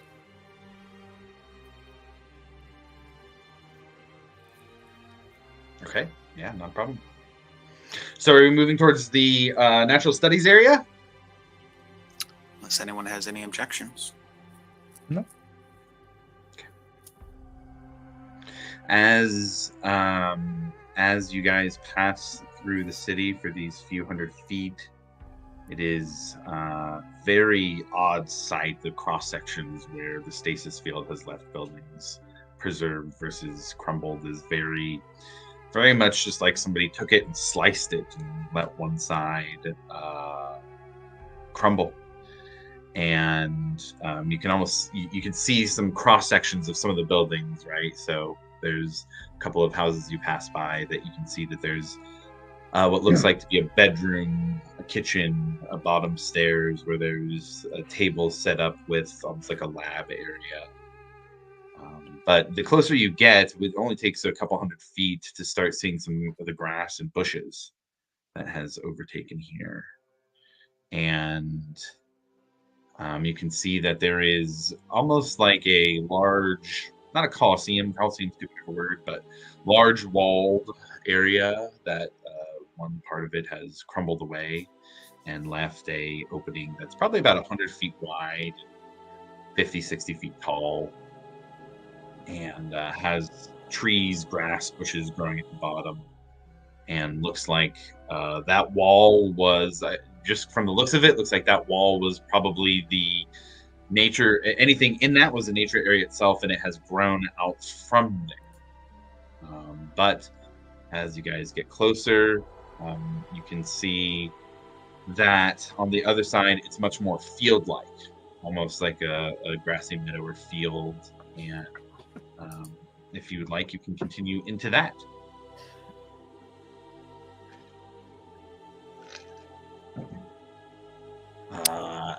Unless anybody has anything. Is somebody about to start? Yeah. Okay. All right. Then you guys travel through this kind of hole in the wall, this large hole in the wall, and enter in to see a field that is in partial stasis but partially growing.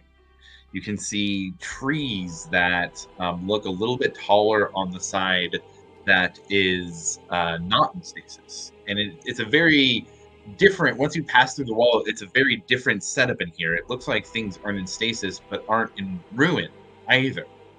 It looks like that if these things have been out of stasis, it's not been the hundreds of years that some of the things outside on the city blocks were. And you look, and probably about 100 feet in front of you, you can start to see there are rocks jutting out of the ground. There seems to be what looks like was at one point a large tree that is got now stairs coming up around it, almost like a viewing platform. And off to the right, a little bit, probably 130, 150 feet or so, you see the forms of reptiles. Even from here, now 3 of them you can see look like the creatures that were fighting alongside the Hydra. Bipedal reptiles with long tails, sharp teeth. And it seems like they, next to them, maybe about 20, 30 feet away, frozen in time, a large version of those. 20, 30 feet tall, teeth as big as dragons, almost the head of a dragon, large tail, small little arms. There's a crystal growing out of the ground in the area that's not behind the stasis field. And that's a little bit closer to you guys. It's about 100 feet away. But you see this odd zoo-like field that you're now in. What do you guys do?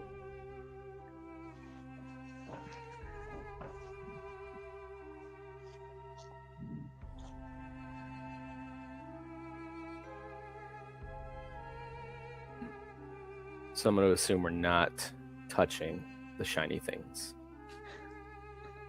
Just want to confirm, right? Sounds like a safe bet.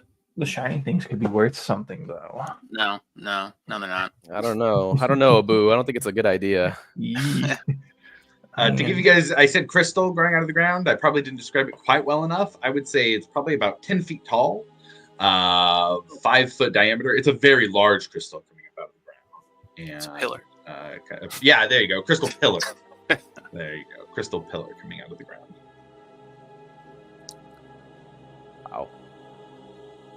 So these So you just- stasis fields, does there appear to be anything that, like, obviously that like is generating it? Not that you guys have seen so far.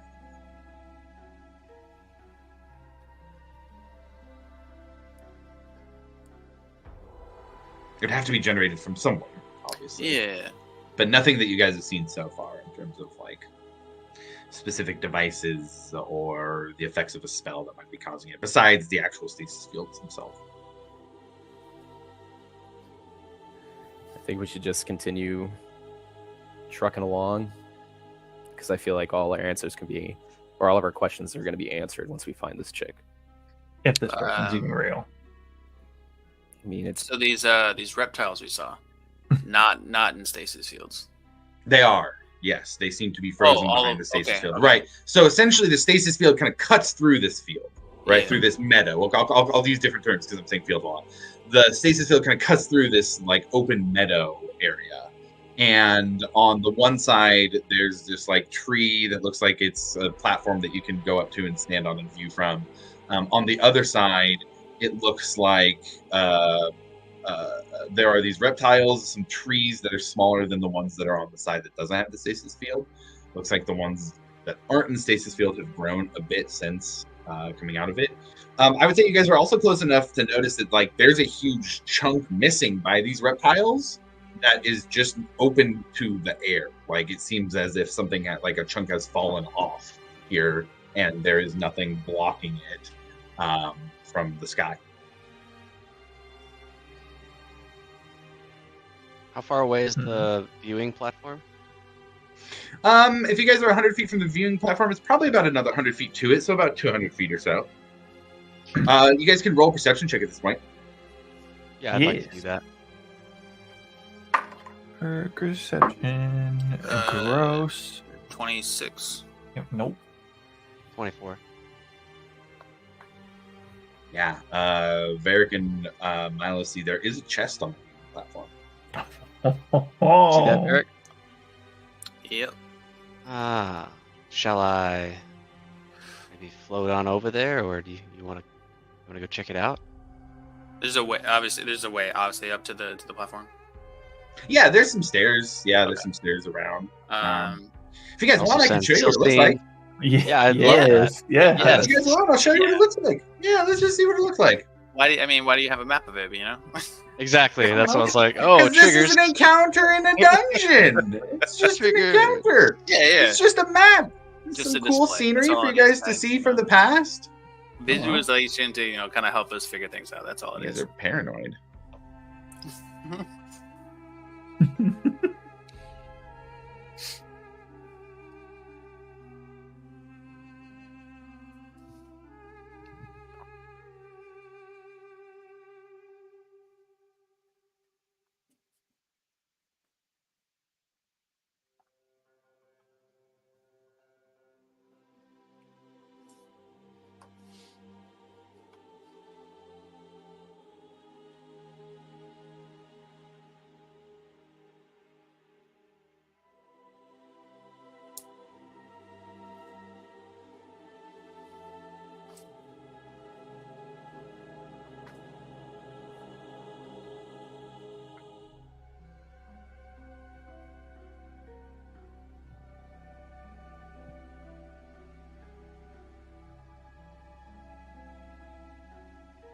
Whoa.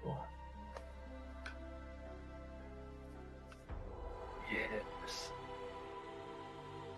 Oh, Okay. dude, there's a freaking T-Rex right I was there. gonna say I don't like that one. What the hell, dude? They do roam in herds. So you guys are just off the map. We're about 100 feet away from the crystal off in the corner there. I put you guys over here so that you can kind of get an idea of where you're at. You're a little bit farther away than that, but for the sake of the map, this lightning bolt template is our stasis field line. And if you Okay. guys Okay. want a little bit of a different view, we had another upgrade from the last time we played. Ooh. Okay. Oh my god, I love it. I can get up there too if you guys wanted me to, and take someone with me if you want.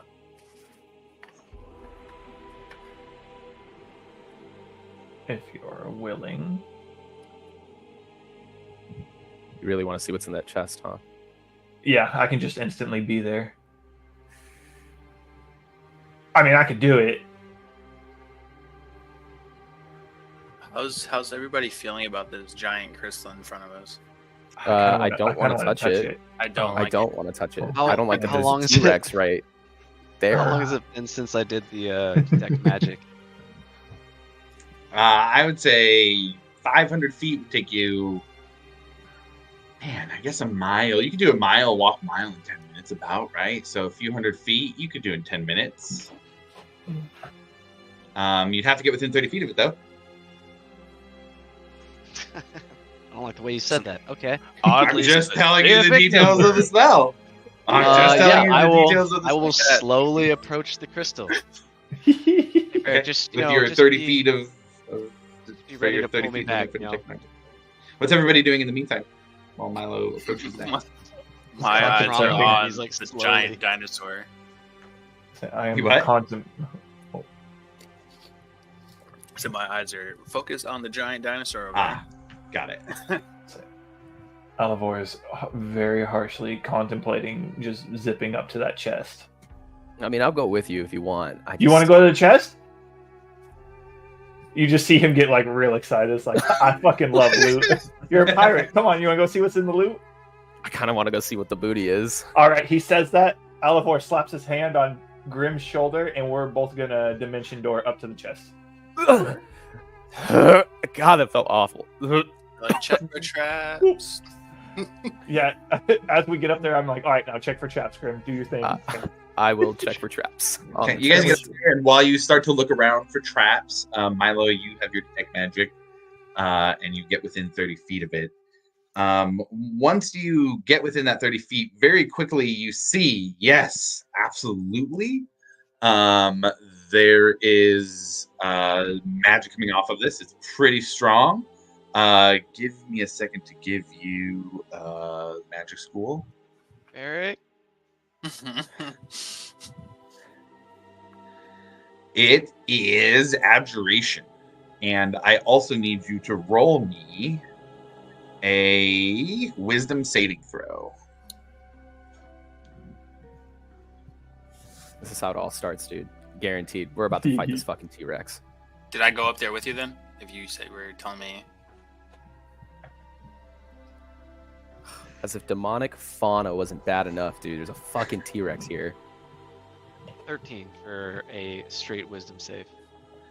13 for a wisdom save. Okay, got it. Varric, with you, right behind Milo, about 5 feet, you see all of a sudden him almost like he's getting pulled towards the crystal.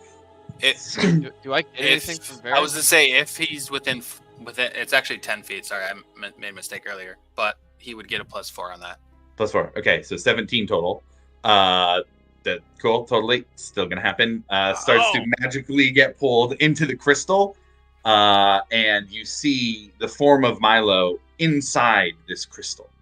Oh. Milo, you are now on the inside, and through a purple hue of this crystal, you are looking to your friends on the outside. Varric, Ekimos, Vasati, and Breck, you all see that on the outside of this crystal, vertically,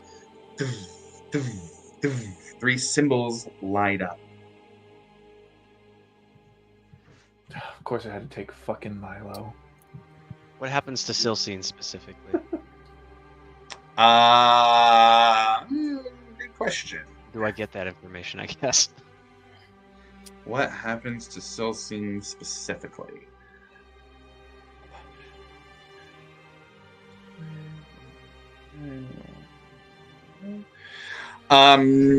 So long as you still had her within range, she is still within range outside of the crystal.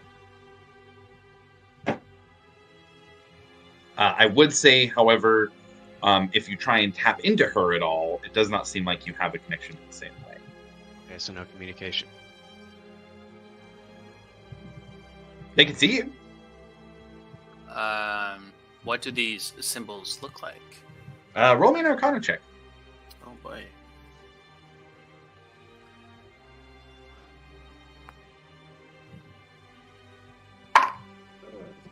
14. 14.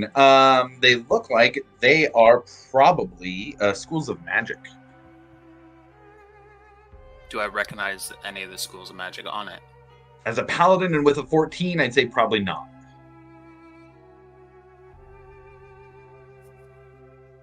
I would let everybody else know that those look like schools of magic, but I don't know what they are.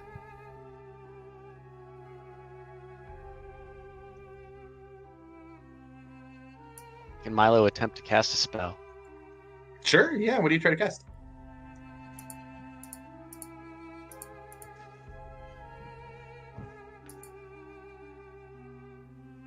He's going to try and. Am I like frozen in place? I can't move my fingers. Or No, you anything can like move. No, you can Okay. move. Yeah. I'm gonna try and message. I'll do the cantrip message. Sure. You point Okay. and grab your piece of copper wire and point, and you whisper the words for message. Varric, you do not hear anything as he moves his lips. Am I within the 30 feet now? That's up to you. It's up to you. But either way, message does not hit.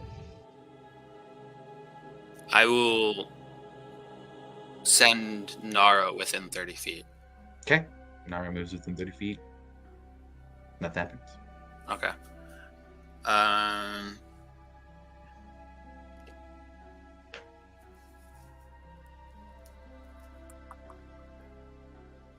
Ekamos, you're more magically inclined. Do you want to come take a look at these symbols? Yeah, I'll take a look. I'll take Milo off the edge here. Move Vasanti and Breck a little bit more behind, kind of playing a little bit off the map here, but we'll make it work. Ekamos, how close are you getting to inspect these? I'm not close at all. I'm Okay. definitely like 60 feet. Okay, sure. Go ahead and roll your Arcana check. All right. Guidance. Oh, I don't have guidance anymore. Shit. Nope. Oh, yes. We like that. Arcana 24. 24, very nice. Yeah, you recognize these as symbols for magic schools. The one on the top is evocation. The one in the middle is necromancy. The one on the bottom is abjuration. Evocation, necromancy, and what was the last one? Abjuration. Abjuration. I know 2 of them. I don't know the third one. But yeah, that looks like some of that type of stuff up there. I will hit the crystal with a ray of frost. Ooh, what spell goes Ray of Frost? That is evocation. Okay, you hit it with Ray of Frost. And what's the range on Ray of Frost? Is that 30 feet? 60. 60, okay. So you hit it with Ray of Frost, and as it hits the crystal, it kind of goes around it and spreads across, and it's almost like it absorbs the magic into it. And the evocation symbol lights up, and a ray of fire shoots back out at you. Varric, you're going to take 2 points of fire damage. Milo, from the inside, fire shoots towards you, and you're going to take 5 points of fire damage. Ah! Do we have to all cast it at the same time, or what the hell? After you is cast this the still lit up? spell, Yeah. the symbols begin to shift from vertical to horizontal.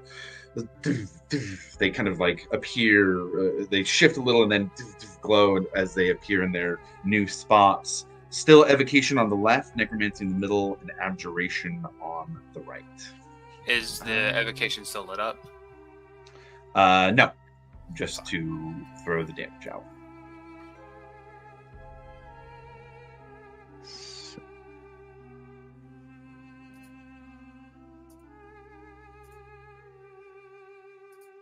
I love how during all this you have Pinky in the brain just up there trying to open. Yeah. Can you guys roll me, and either one of you can roll investigation, or one of you can roll with advantage, or both of you can roll investigation checks, and we'll have that. I I'll feel like, start to hop over there in a second. let me see. You're probably the better investigator, so I'm gonna give you advantage. Okay, here we go. Oh, okay. Worse. Dirty 20. Way better than I was gonna do. Okay. You don't seem to see any traps. Yeah. Looks good to me. You Do you think it'll just open, or you think it's locked? Well, here, let's just give it a check. I go up and I see if it just opens up, suspecting it's probably going to be locked. But That doesn't seem to be. oh, boop. What's in there? Open it right up. Pull it open, and there are two things. One is a small pouch. You pick it up, or if you pick it up, I won't. You know what? I'll let you decide that. And then there it was what looks to be a crossbow of some sort. Very, very, very nice. Oh well, you can't use that. What? I can use that. Immediately, I see the we might as well crossbow. We might as well just give. Wait, don't touch anything yet. I want to check again because Like, well, this is useless. we've only checked the outside of the chest. What? I want to check for traps on the inside. I of the get the chest. stuff. Okay, we'll see. Yeah. We'll see what's in the pouch. That and we'll probably crossbow split- would be that better off in the crossbow's hands mine. of Rufus right now than in your hands. Rufus is dead, and that's mine. That's my point. I hurry up and check for traps. Okay. You guys check for traps again on the inside, taking the time to do so. We'll hop back to the Crystal Crew and what they're doing. Okay. What? I have a necromancy spell, but I don't know if that'll help. So I think you might have been onto something. Maybe we have to hit it with all three at the same time. Okay. So I I can have do evocation or abjuration. okay, Actually, I can do all three. Oh. Who else is with us? Breck. Can Breck cast any of those three? Help me! Ding, ding, ding. Man.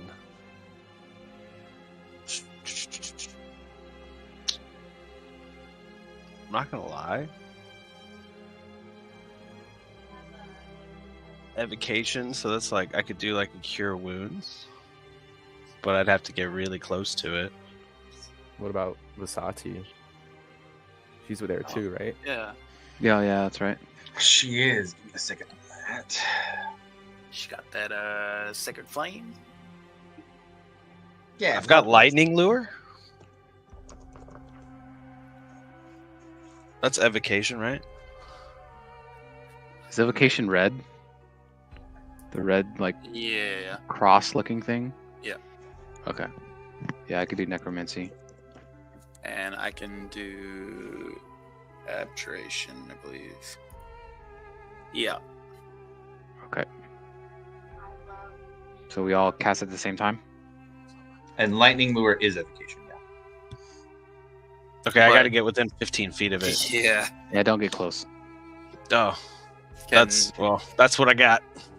well, ask Vasati if she has Yeah. anything. Yeah, she has sacred flame. Sure. Okay. So she can do Sacred Flame. You got your Necromancy spell, and I will do. Let's see. Aid. Okay. Okay. All right. How close are you guys getting to castle? I'm gonna stay at my 60 feet. 60 feet. All right. When we get into things, you're going to be a little bit off the map here, but I want you guys to be as far away as you say you're going to be. I've got multiple camera angles now. Varric, you're at 62? I have to be at 30. At 30. Okay, how about Breck, where you gonna go? Stand behind me, Breck. Yeah, I'm gonna get right behind them. I take that, right?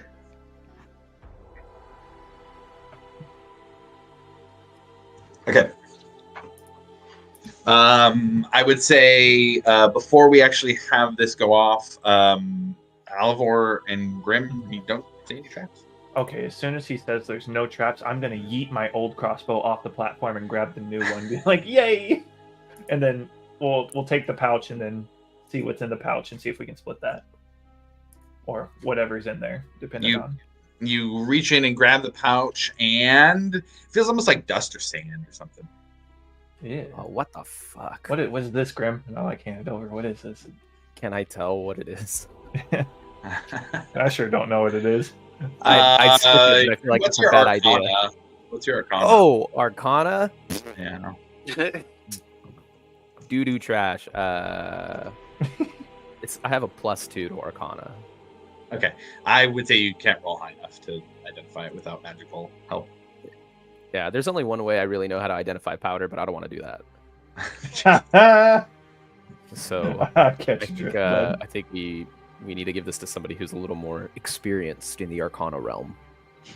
Yeah, all right. So we'll take the powder back to the squad. Sure. I will ask Masati actually if she has any abjuration she can use on it. Oh, abjuration instead? Yeah. Let me see.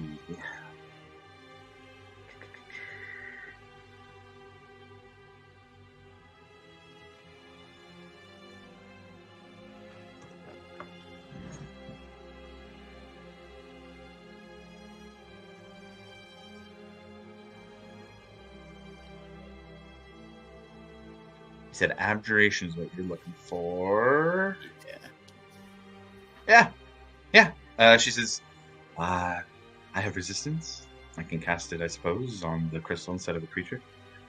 That's what I was hoping for. Perfect. So yeah, you got your Necro. I'll do another Ray of Frost, and then... It's touch for her, so she's got to be right up on it. Oh, shit. Oh. Well, hold on. Whoa. What's up? Wait. Does it? Okay, I can quick cast question. Shield of Faith on it, yes? Oh. Because that's a 60-foot. If that's abjuration? Yes. Yeah, sure. All right, yeah. Come back. Masati comes back. All right. So everybody's at 60 feet.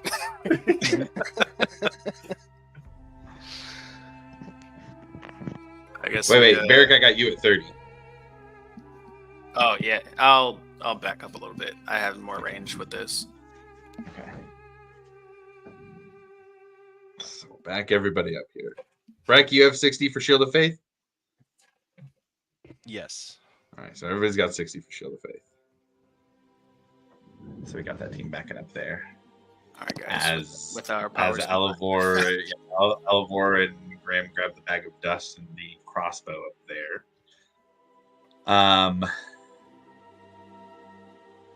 Yeah, you guys can go for it if you'd like. 3, 2, 1, go. Another Ray of Frost. All right, I clicked the spell slot. Boom, boom, boom. The three of you hit, and as you do, all three of the symbols light up simultaneously. And as they all light up, the crystal begins to shake. Milo, you feel from the inside, the air almost starts to feel like oppressive and staticky. You're a little nervous for a second, but as this begins to shake and vibrate at like almost a minuscule amount, but you can feel it just rattling inside of your bones, Milo.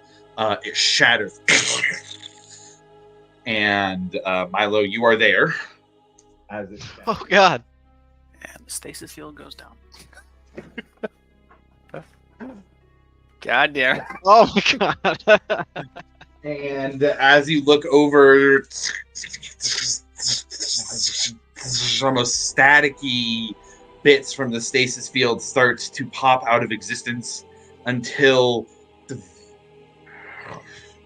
the stasis field completely drops, and you hear loud breaths. When you see a slow head turn, the raptors begin to move and stretch their body and look around, first in fear at the large T-Rex in front of them.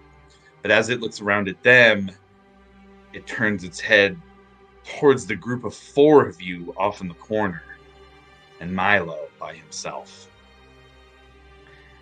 As it looks Maybe if at I don't you, move, it won't see me. Don't move. As it begins to look over to the four of you, it opens its mouth, and with a T-Rex roar that I'm not going to try because I'm going to make it sound dumb, but all of you can imagine, roars at Milo and the group. It's time to roll initiative, guys. Welcome to Jurassic Park. And I knew we were gonna fight this damn T-Rex. There's no way he puts it on the map without, yeah. We should have just left Milo in there. Yeah, 100%. I was safer in the crystal. It's on him. Josh, watch my new crossbow. Oh yeah. Oh God, that's You have to. terrible. You don't know yet? Oh, okay. Well. All right, initiative. Let's go, baby. Huh. Could have been real good, but no, it had to bounce off the damn screen. I've had crappy rolls today, dude.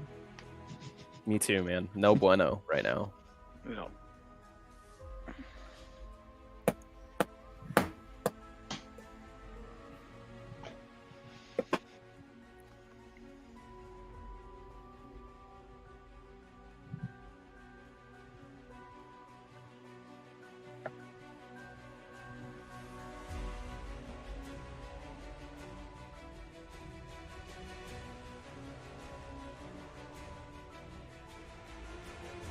All right, Milo, what was your niche? 19 for Milo. 19 for Milo. How about Breck? I also got a 19. Oh, nice. Alavar? 10. Agamos? I got 11. Grim? I also got 11. And Varric. Big 6. Hey. Man, a little rough on some of those. For the sake of you guys knowing, Vasati got a 2 on her initiative. So that's going to be a little rough. I mean, that's where you want the cleric. Well, that's true. That is a good point. So when Very Milo good dies, point. she can resurrect. Dude, at least we're hidden by I'm this in good chest. hands.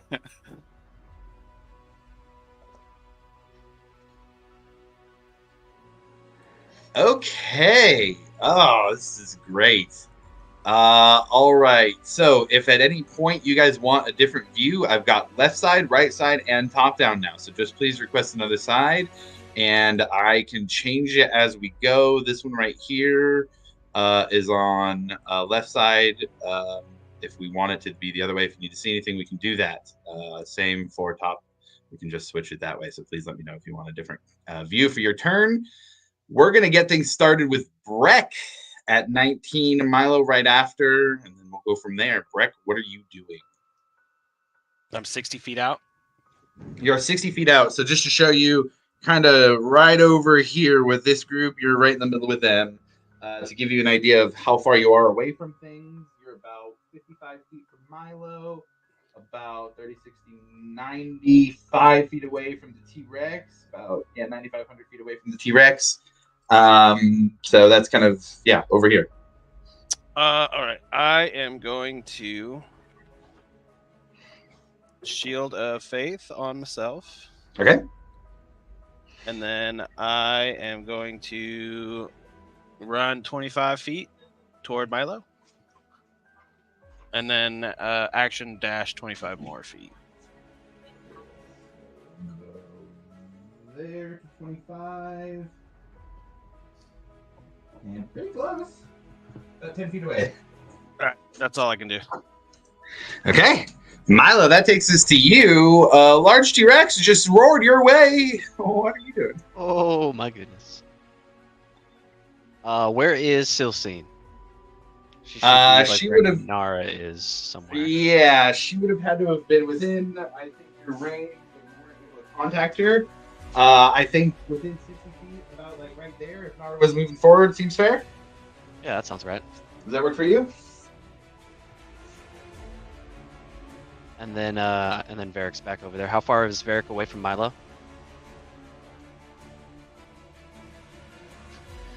There from Milo right now, we're looking at 50 feet. Did you say 50? 50 feet. 50 feet.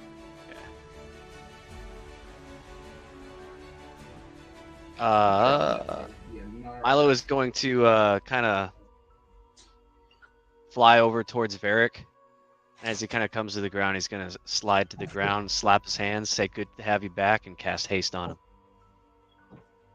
Ooh. We like that. So 30 feet towards Varric. 30 feet towards Varric. I see. I gotcha. Yeah. So we had you about 10. From Breck, that's 30 feet there. Okay. And then I'm going to send Silsine another 30 feet towards the T-Rex and the Raptors.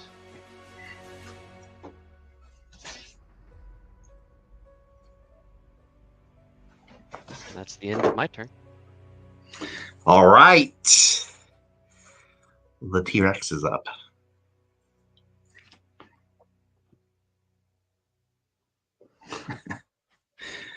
Well, Breck Milo left you out there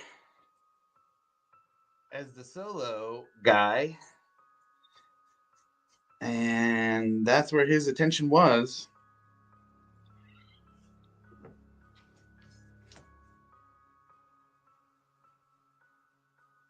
Let's see, that's over here. He's going to turn around. Let's see here.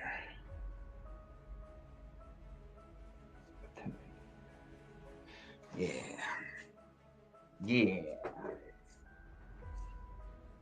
Can't do that though. Okay. He's gonna move up 50 feet.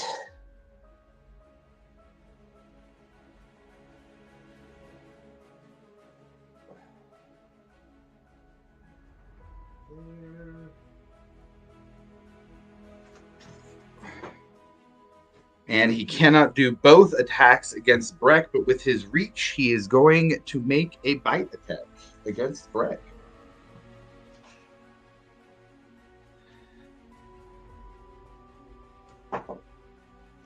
Breck, does a 23 hit you? No. Okay. Give me some flavor for what it looks like when this T-Rex comes to bite you and you just block it away. I'm just gonna stick my shield right in his mouth. Yeah. And you jam it in, not allowing him to close around your form. Very similar to the dragon doing the same very recently. That is what he is going to do for his turn. He is going to go for the solo guy that's not close to the group. That's going to take us to Ekamos next. Ekamos, what are you doing? After seeing him bite Breck and of course nothing happens, I'm gonna take that timing to shoot some Eldritch Blast through, like it'll like wisp by Breck past the shield and like hopefully try to hit him in the mouth. Okay, yeah. Go ahead and blast away. All right. Man, that stinks. 13 for the first one. That will just hit. Oh, okay. Cool. We like It's that, a big target. It's a real big target. Yep. 15 for the second. Broadside of a barn here. Oh, dang. 25 for the third. Okay. And 14 for the fourth. All of them will hit. Hell yeah, they do. All right. 10. So 21. 5, 6, 7, 8. 29.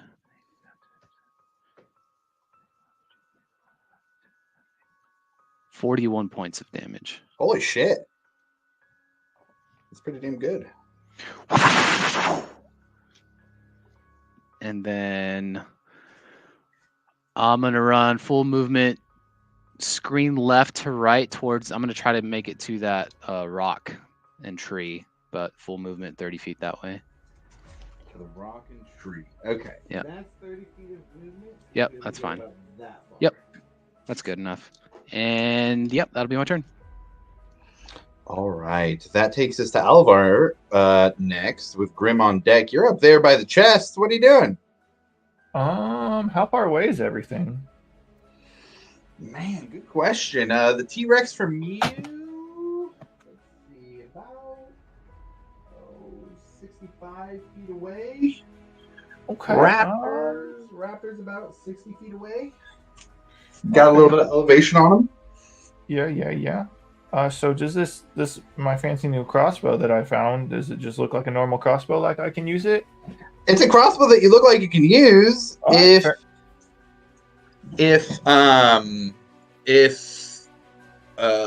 you shoot it and there's any magical properties that require attunement, you wouldn't get those, but you could certainly try and shoot it. Just use it. All right. Well, I'll just I guess I'll just attempt to use this normal crossbow then, or what? This not normal crossbow just has a crossbow then.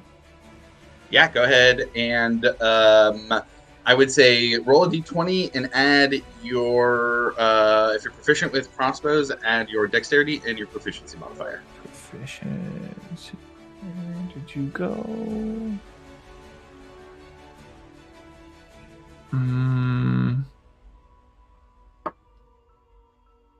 Oh God. So, and you said my dex mod and Dex I plus don't- proficiency on top of Yeah, I am proficient. Okay, so dex plus proficiency, so that's a plus 7. So that'll be, is that 15 total? Yeah, 15. 15. And I'm sorry, were you shooting at the Raptors or the T-Rex? Oh, the big boy, T-Rex boy. Big boy. Oh yeah, that hits the big boy. All right. So, how much damage does it do, Josh? For that, let me get back here.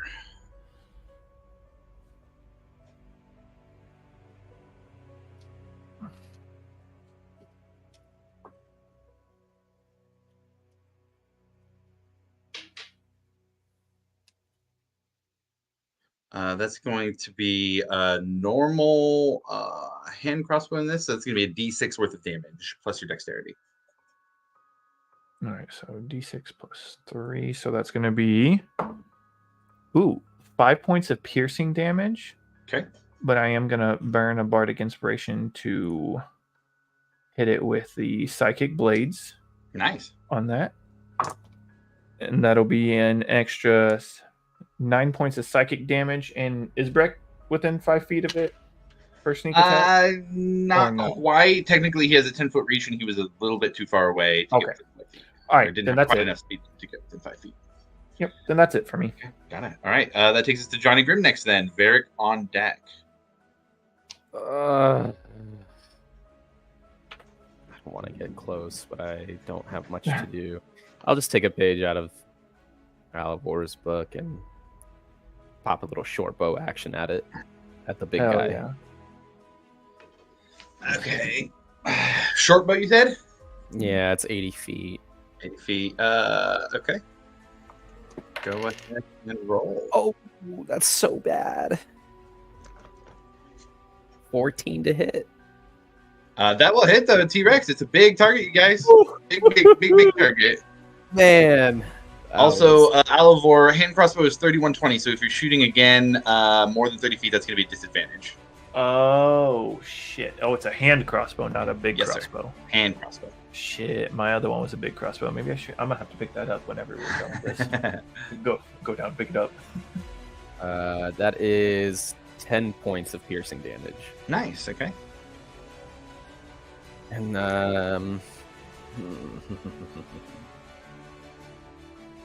I will.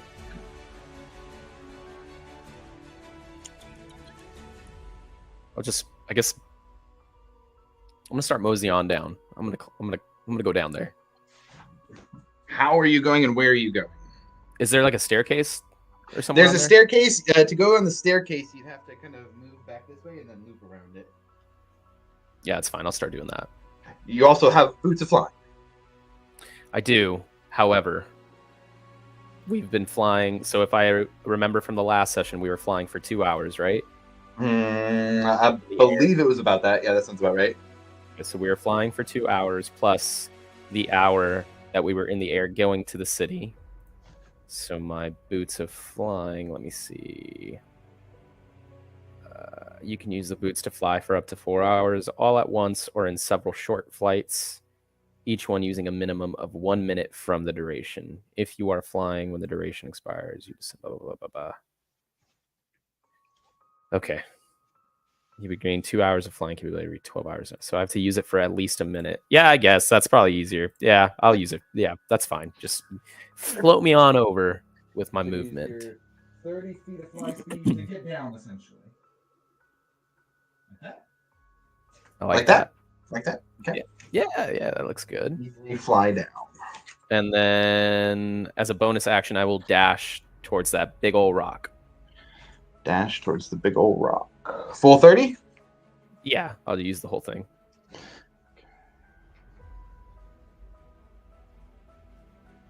Towards the rock. Okay. And that's my turn. All right. Varric, what are you doing? I'm gonna go hit this dinosaur. All right. You are currently from where it's at. Let me use the bigger one.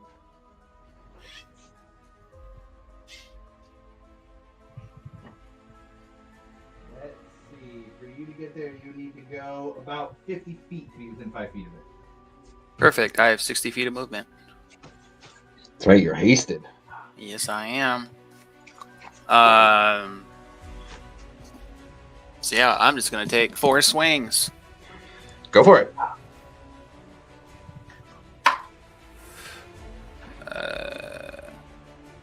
23 for the first one. Hits. That is 18 points of damage. Okay. Next hit. 16. Hits. That's another 18 points of damage. Okay. I rolled 11 on both of those. Next hit. Ooh, that. Oh, maybe 14. 14 still hits. Ooh. That is 14 points of damage. Okay. Oh yeah, that definitely hits. 29.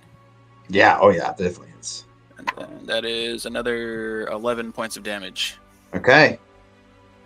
You come in swinging hard with the hammer and just crush against the side of it, making these dents. You can hear the large bones in the T-Rex's chest cavity just breaking as you can feel its ribs crack underneath your hammer. Movement. Oh, bonus. I'm not doing anything with bonus.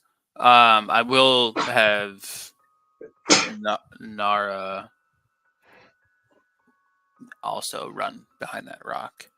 Sure. 40 feet for Nara. Oh, 40. Okay. And that is my turn. Okay. Now we're at the close to the bottom of the initiative. Not quite there yet. Let's see what we got. Oops. Breaking down trees here. These guys are pretty far away from stuff.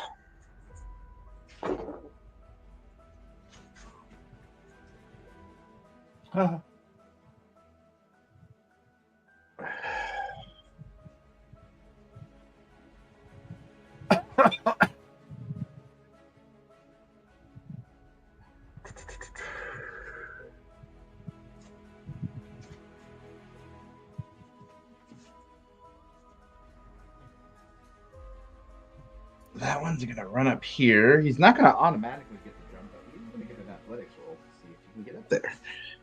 Oh. They do have surprisingly good athletics.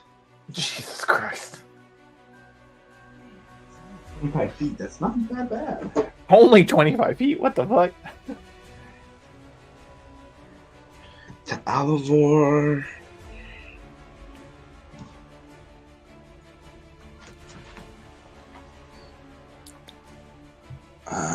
And if he's going to dash, he's just going to get all the way up over here onto this side. This one's going to go 50. Then another 50. Jesus Christ. And attack Hunty. So this one's going to go 50.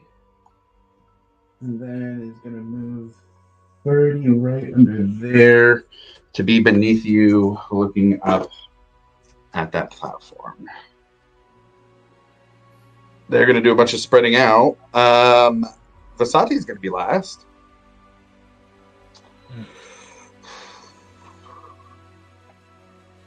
She's got some things. What are the things going to do? She is going to use a second level spell slot to cast Aid. And the range on that is 30 feet. So she's going to move up a bit.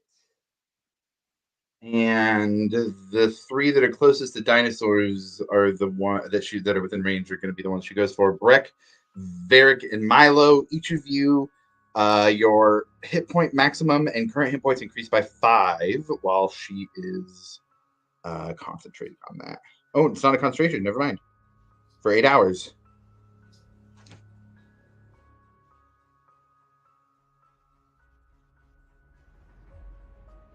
So What's she'll the do that. effect, by the way? That is what it is. 5 hit points. 5 hit points, and your maximum goes up by 5 hit points. Do I just add that into the 5 temp? You should be able to override maximum hit points on your sheet, I believe. And that is where you would up it by 5, and I think that should add 5 hit points to your life total. If not, you just override maximum and then add 5.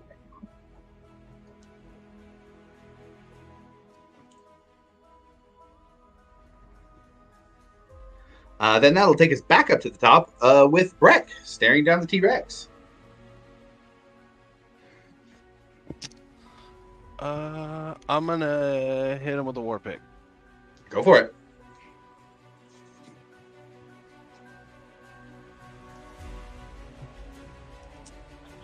Uh, 17. Yeah, 17 hits.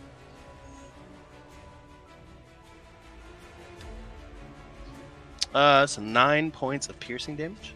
Nice. And then I'm gonna hit him again. Go for it. Ooh, that's a 10. A 10 misses, unfortunately.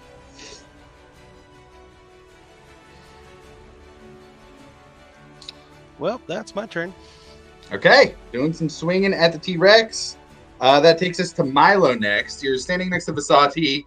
There's a T-Rex about 30 feet behind you. Ekmos is near.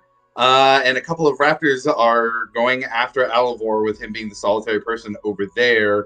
You also have a raptor about 10 feet south of you, or 15, 20 feet south of you. What are you doing? Let's see. How far away is Alivor from where I'm at? Good question. Pretty spot on to 120. I didn't. If you said something, I didn't hear it. I'm sorry, spot on to 120. Okay. I'm going to change my gain thing right here. Sorry, guys, if there's weird sound. Is that any better?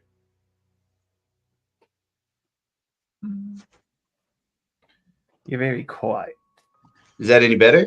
Oh, that's way better right Oh, there. it's a lot better. Yeah. Better? Okay, I changed the gain up. Sorry for the low stuff. Please tell me if it's continuing to be that way, but that's better for now? Yeah. Okay, cool. Straight up 120 from Alivor. Okay. Can I go 60 feet towards him? And I'd like to go in like a straight line, so I'd like to end up in the air. 60 feet towards him. That would take you by the T-Rex. Oh man, no, yeah, we're not doing that. Literally, you'd be flying right by the T-Rex's head if you did that. You. All right, so we'll go. Oh man, all right. How far away is Silcine? From Alivor? Yeah.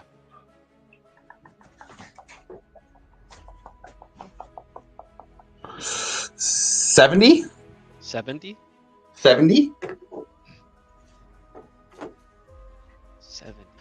All right. So can I would like to cast Vortex Warp on Alivor and bring him back over here, kind of next to us. And range on Vortex is more than 60? Feet. It is 90 feet, okay. And then the distance is 90 from them. Hold on, let me check that real quick. Yeah, I think it's 90 both ways. Okay. So Alivor will pop over here. How close do you want him to you? I would like smack dab between the three of us, that little triangle. Right there? Yeah, that seems like a good choice. 7, 3. Whoop. And then I am going to fly 30 feet directly up. 30 feet directly up. I will put some putty on Milo and get a fly stick going. And then I'm going to bring Silcine 30 feet back towards Grim.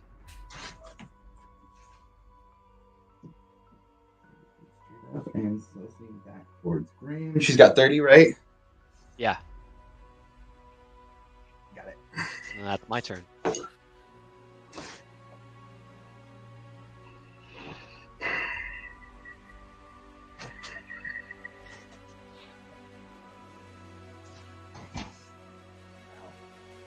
For the paladins. Given that they're the ones in front of him attacking, we're going to go bite against Varric, and we are going to go tail against Brett.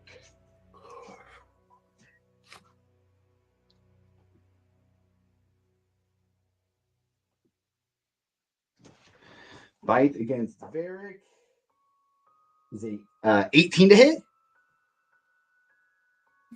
What was it? 18 to hit. That does not hit. That does not hit. Okay. Tail to Breck. 27 to hit.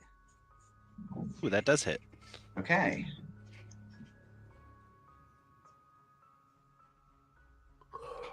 Breck, you're going to take 20 points of bludgeoning damage as the tail comes down on your head and just smashes into you.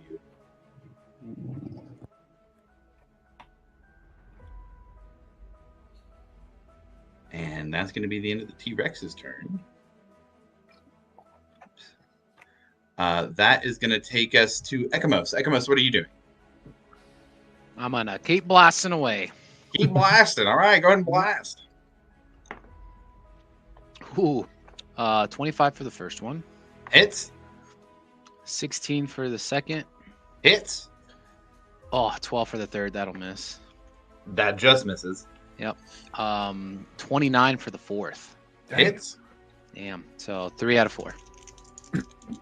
All right, and for a total of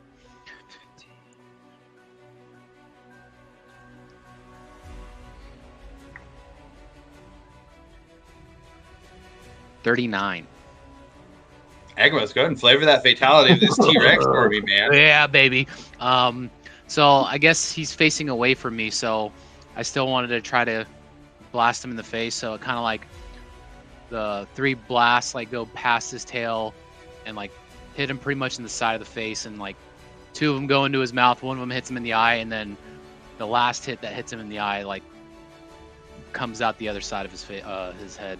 Yeah, and just goes out the other side of the head, and as it does, the hulking body of this T-Rex just falls down, shaking the ground near Brecken and Varric. And then movement, I'm gonna still make my way towards that rockin' tree. Sure. Full 30.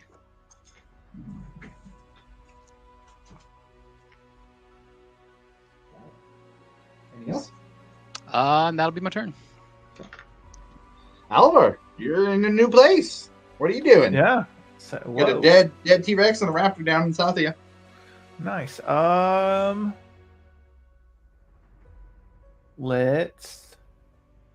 Let's hit the old raptor down south with some dissonant whispers.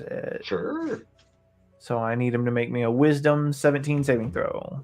That's a fail for a raptor. All right. He's going to take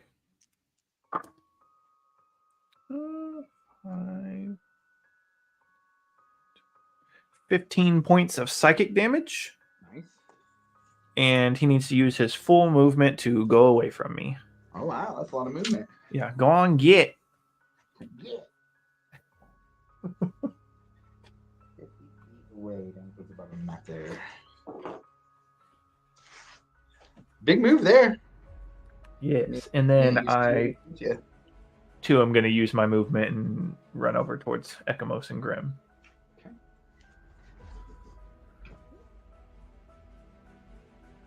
All right. And that's it for me.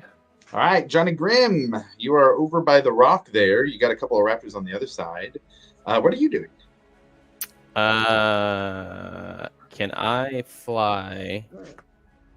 Just so I can clarify, that way I can be truthful for the boots. I'll say I've been hovering like just slightly above the ground so that Sure. the boots can stay active because I have to use them for a minimum of a minute. Oh, that's fine. But- I'm not gonna like get you on multiple activations. If you activate it for combat, it's good for a minute. I'm not gonna. If you Okay. touch the ground, I'm not gonna make it be another minute activation. Okay, awesome. So I will fly like 15 feet directly above this little yellow raptor right here, right in front of me. Kind of just You have hover 30 above feet it. of movement total.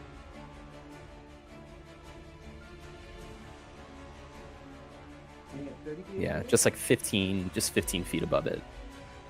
Okay. If you have 30 feet of flag, you cannot get 15 feet of it.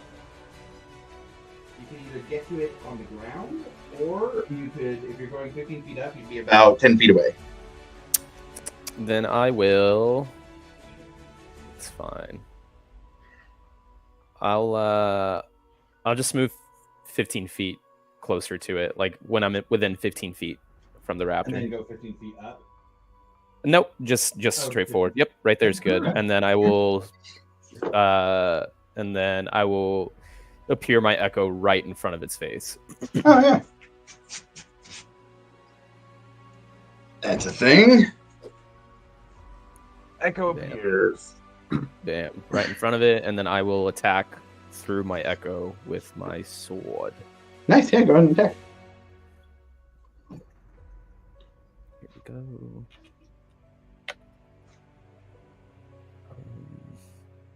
It is a 18 to hit. Yeah, hits him. Awesome. So here we go. Oof, terrible. That is 5 points of slashing damage. All right, 5 points is 5 points. And then I will.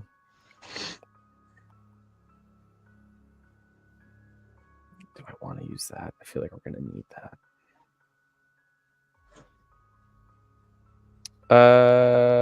Nope. That's it. That's my turn. Okay, got it. Varric, you're up. What are you doing?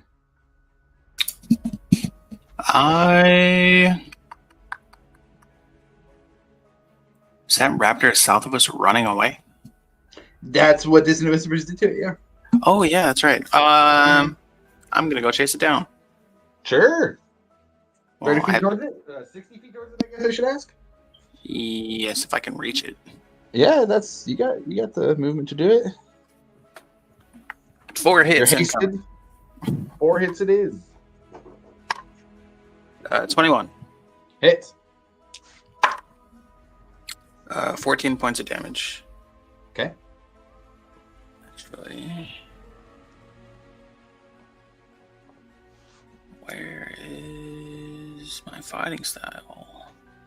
I always forget to do this. Great weapon fighting. I can re-roll a 1. Hey, there you go. That is now 17 points of damage.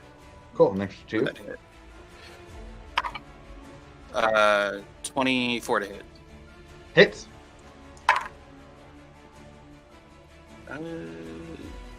15 points of damage. Okay. 26 to hit. Hits. If I roll a 1 twice, is that I just take the 1? You take the second one, you don't get to continue to reroll. Yep. So that is 13 points of damage. Yeah, go ahead and flavor that one on this. Yeah, I'm just gonna take the legs out, crush the head. Yeah, as it's running away, you come up with just a hit on the back, take out the legs as it's on the ground, like Gallagher himself. Raptor spray everywhere. So what was that? 3 hits. So I've used both actions. And that was the full 60 to get to it. Full 60 to get there, yeah. That's my turn. All right, there's 2 raptors left on the field. And there's a person that's close to them. So they're going to attack him. This one's not going to go the full things of pounds, but it's going to go attack Grim. I will take that attack of opportunity since he moved away from my echo. Sure, yeah. Good. That is a 21 to hit. Hits. Come back. God, these are terrible. 6 points of slashing damage. Okay, 6 is 6. Okay, then it's going to come back at you as your Echo makes the opportunity attack. It is going to go for a claw attack against you. And that is a 16 hit. Misses. Not as beefy as the T-Rex. Okay, so that one's going to go do its thing. This one's going to jump down and then move over to you. It is going to take a little bit of blood on that tongue. A little bit.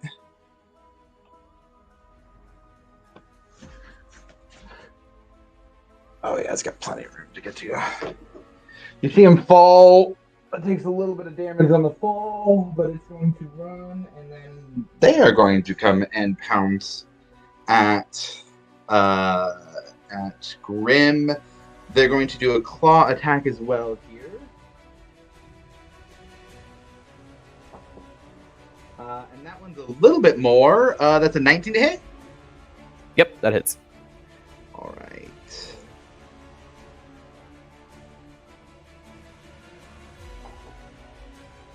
So that is going to be 9 points of slashing damage there, and it does get to make a bite attack. Actually, I need a DC strength saving throw first. Strength? Oh no, Josh. What are you doing to me, bud? Well, it's just a stat block, man. That is a hard-hitting 5. 5. You are knocked prone. Ouch. And as you are knocked prone, the raptor will get to make a bite attack against you at advantage. Sick. Sick.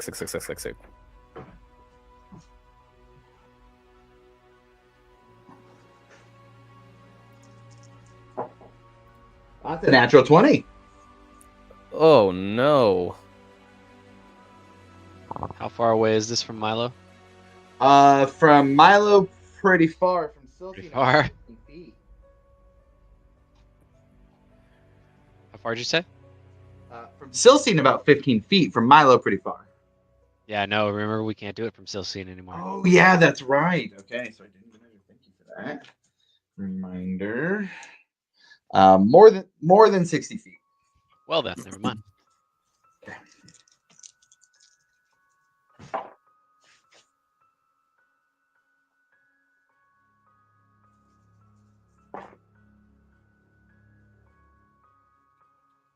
You're going to take 23 points of piercing damage as this raptor bites into you on the ground, Grim. Can I still do Uncanny Dodge to half the damage? I think so. It's going to take your reaction to do it, but I don't see why not because you're prone. Let me see if there's anything else about prone. I don't think prone stops you from taking reactions. No, huh? You have disadvantage on attack rolls. Let's see. Your only movement option is to crawl. To get up, you have to use half your movement. Attack roll against you has 5. An attack roll against you has advantage. And you have a disadvantage. Nope, yeah, you could use it. I will use it. Cool. So 23 divided by was it like 12? Yes. No, actually 11. Round down. Oh, 11. Okay, I just slightly squirmed. Okay, got it. All right, that's going to take us to Visaki next. She's going to try and save some of her stuff here, I think. She's got some big stuff. I don't think she wants to use it here, though. She's going to move her movement. And I think here. Yeah, the one that just attacked you, she's just going to do a Sacred Flame.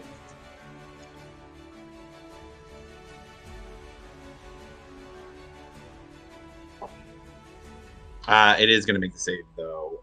So that will take us back up to the top with Breck, Milo on deck. How close am I to the nearest raptor? Oh man.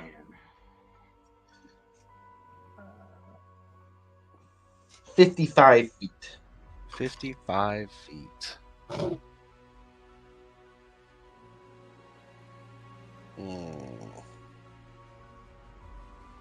Yep, I'm gonna run 25 feet and then dash another 25. Sure. So that'll get you just out of range.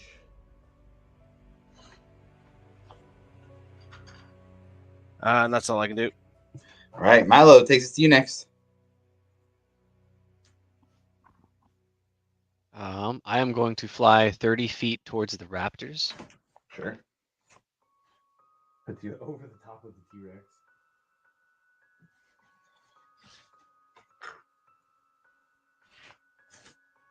And none of them have taken any damage, right?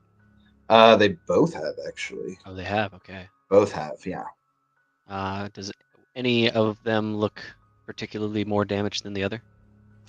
I'd make you do a roll to determine that. Would I have to spend anything to make the roll? Yes, it'd be an action Okay. to determine which is more hurt. I will attack the one that just attacked. I guess the most recent one that attacked one. Yeah, that Or- would be the, yeah, that the one. bottom Let's go with that one. greenish one there. I'm gonna vicious Yeah, go for mockery that. I'm with the long loser. Ooh, nice. That's a 17. Loser. 2 on the die. I think that's a failure. It'll take 5 points of psychic damage and have disadvantage on its next attack roll. Nice. Okay. Yeah, that'll be a thing. Anything else? You know what? Move me another 30 feet towards them. Bonus action? Yeah. Yeah.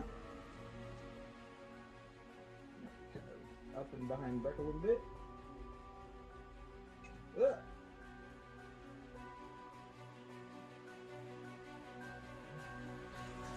All right. Anything else for you? No, sir. All right. T-Rex is dead, so that's going to be Ekimos' turn next. What are you doing?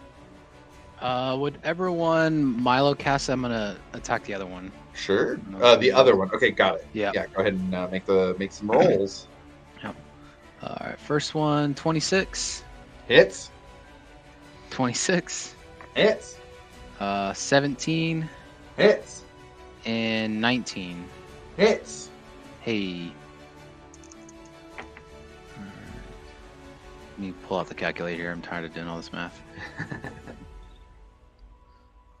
Alright, so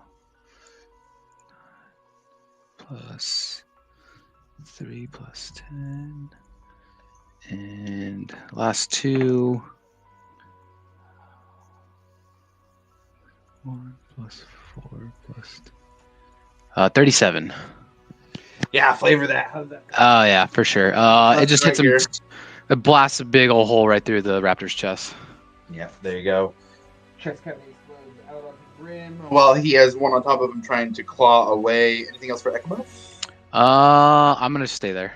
Cool. Alivor, how about you? You're right next to Ekimos. What are you doing? How far away is the one raptor left? Last, they have taken some damage, and from you, they are right about 50 feet. Melodies. Alright, we'll just hit it with a first level Dissonant Whispers. Sure. Wisdom 17. Wisdom 17. You guys are hitting on the wisdom saves, and they are not wise. That's a 4 on the dice.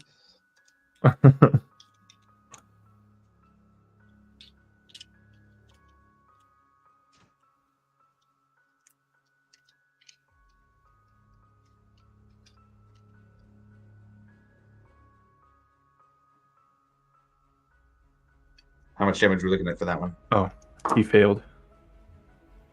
It's gonna be. Yeah, 4 on the dice. He doesn't have the plus 13 Oh. on his wisdom for sure. Oh, Jesus. God. That's 11 points of psychic damage. 11 points. Very And nice. It's full movement away. The good old go on get. Okay, you said 11 points? Yeah, 11. Okay, 11. Oops. All right, it's going to use its full 50 to get out of there. Start running the other way. That way. All right, anything else for you? I guess just take my movement and move me closer to the group there. Sure. 30 feet. Go for that, Hardy. Yep. And that's it. All right, takes us to Grim. What are you doing? On the ground with some bite marks and some claw marks from this raptor that jumped on you. You are prone. Yep, I'll stand up. So you Okay, just have 15 my feet of to movement. Stand. Yep. And you said he's 50 feet away? He ran 50 feet from you, so he's about 50 feet away, yeah. Okay. I'll just take a little pop shot at him with my bow then. Sure. Where you going, Mr. Wiggles? Oh, God, dude. These rolls are awful. 14? That's his AC. Ah. You thought you could run. God. He wasn't trying to. Chris Kyle has ass. 7 points of piercing damage. 7 points? That's exactly how much he had left. Flavor that running away fatality for him. So mid stride, he's running away. I just notch an arrow, and it hits him right in the back of the little throat neck, and it just shoots right through. Stays stuck, and he just momentum carries him. He just Pick on Stark that boy. Oh, he didn't zigzag. He should have zigzagged. All right, so that takes us to the end of initiative there. We're way late on break, so let's do a quick break here, and then we'll come back and wrap up you guys at the end of that. We'll do 15 minutes. It's 2 o'clock even. Let's call it 2:15 when we come back. See you guys in 15.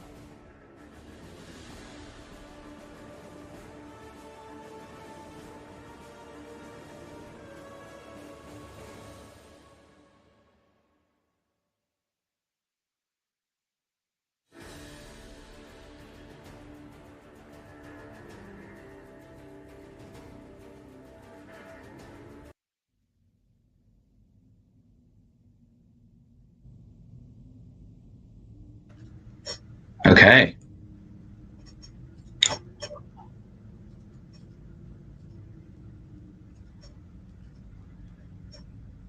And we are back to where we are. We'll just hop in right where you guys ended. You hear the wind blowing off of the edge of this natural area as it is open to the sky, just off to the bottom of the map. What are you guys doing? Oh, you know, it was a lot more painful than I expected. So, I'm just gonna sit here real quick and just lick my wounds, if that's okay. No, yeah, totally. You got mauled by a raptor. Take your time.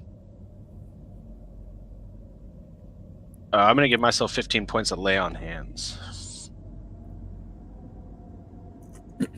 Yeah, seems good. Anybody I'm else gonna- want any of this action? Cast Prayer of Healing with my amulet. Let me make sure I do this right. 2 charges. And me and 6 creatures, so whoever took damage. Oh yeah. 2d8 plus 5. I think it's 6 of 3 hit everybody except Rufus, but he's gone, so it doesn't matter. He's dead already. Yep. No hit points come back there. 8, 9, 10. 15 to anybody who took damage. Nice. So if he's burning that, can I take my lay on hands back? You don't want 30, dude? I don't need 30. Oh, okay.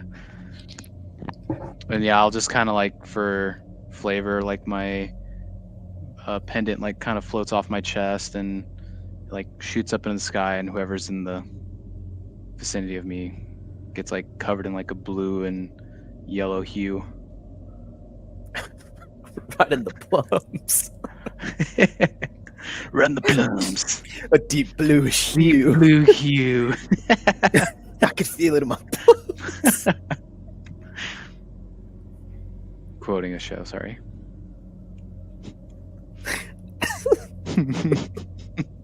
And after I say that, I pull some shades out of nowhere and wear them for like 2 seconds and then put them away. Well, I feel much better. Like a I'm million glad times you better, do. so thank you. And for the rest of the time, I'm going to be talking like this.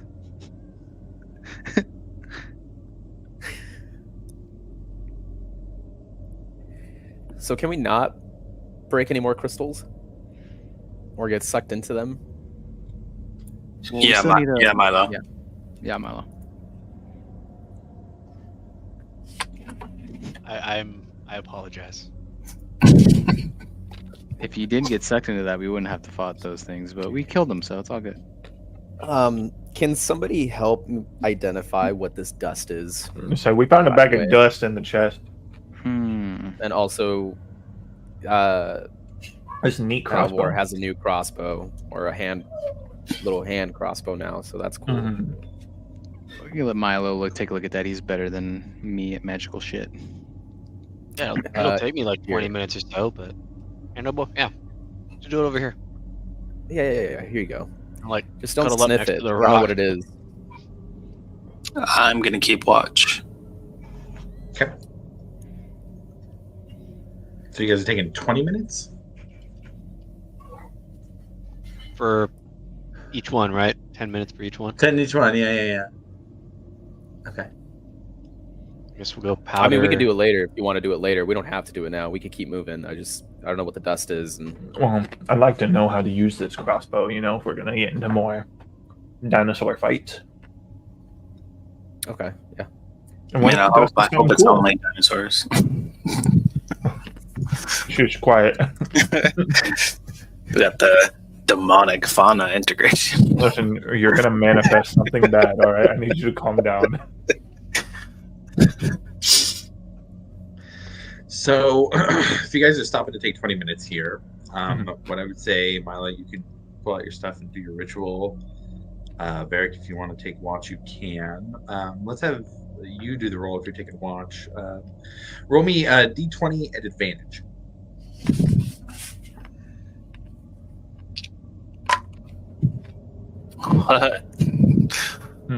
So no modifiers on this, right? Just straight. Just straight D20s. That's a solid 4. A 4? Okay. Rolled a 2 and a 4.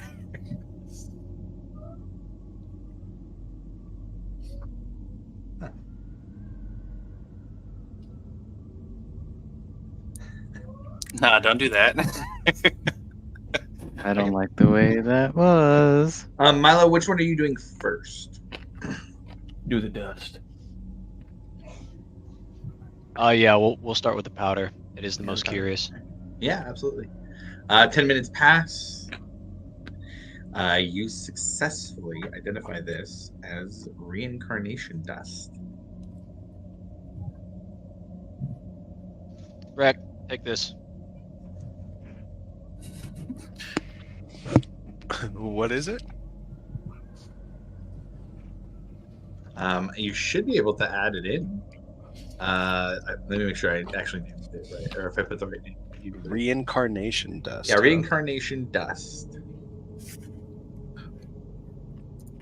When this small pouch of purple dust is sprinkled on a dead humanoid or a piece of a dead humanoid, the dust is absorbed by the remains. If willing, the dead creature returns to life with a new body as if the reincarnate spell had been cast on the remains. Wow. Dude, that's crazy. That's wild. It's like you guys keep dying, so I'm gonna make this item. No. To note here, because the person talking to you was talking about helping with these types of things. To note here, I wanted to point out that reincarnate does not necessarily bring you back to the same body. You will very likely will change species on a reincarnate. Yeah. Thanks for that.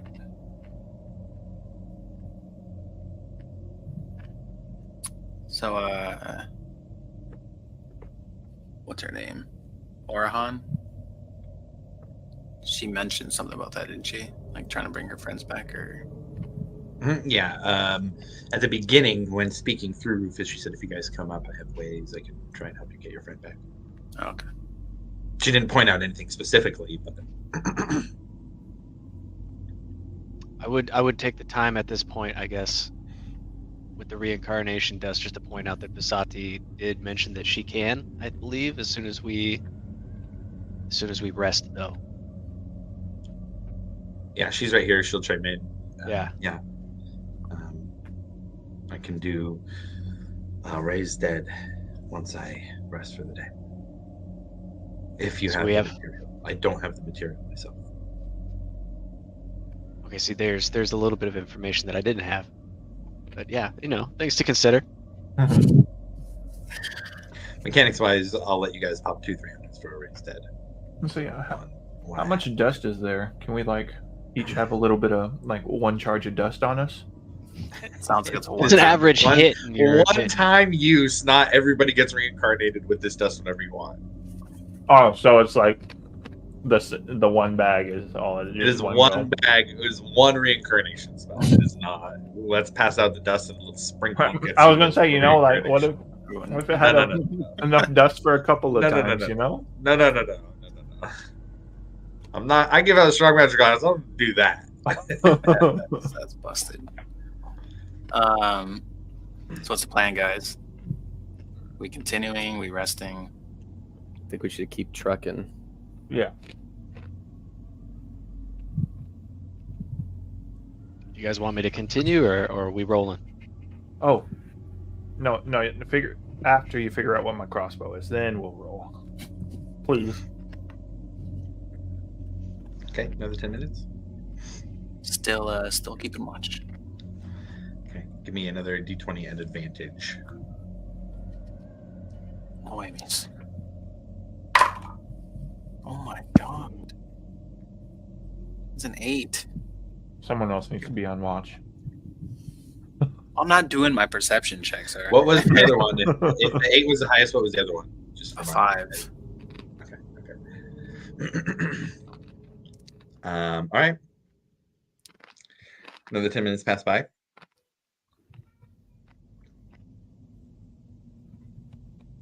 Milo, you identify the crossbow as an Aeorian security cannon. Huh. It is a hand crossbow, and manage it is inventory. made from a dark slate steel metal with runes covering it. There's no string. It's angled rather than curved with a disc at each end.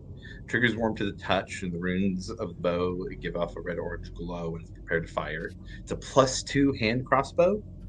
On attack and damage rolls. On a missed attack, the wielder can choose to attack again as a reaction.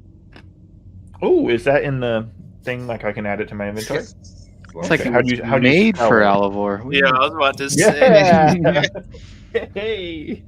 Yeah. How do you spell that? Aeorian. There it is. Security cannon. Bring it to equipment. Oh, I have to fucking attune to it. No, I don't. No, I don't. Yes, you do. Wait, do I?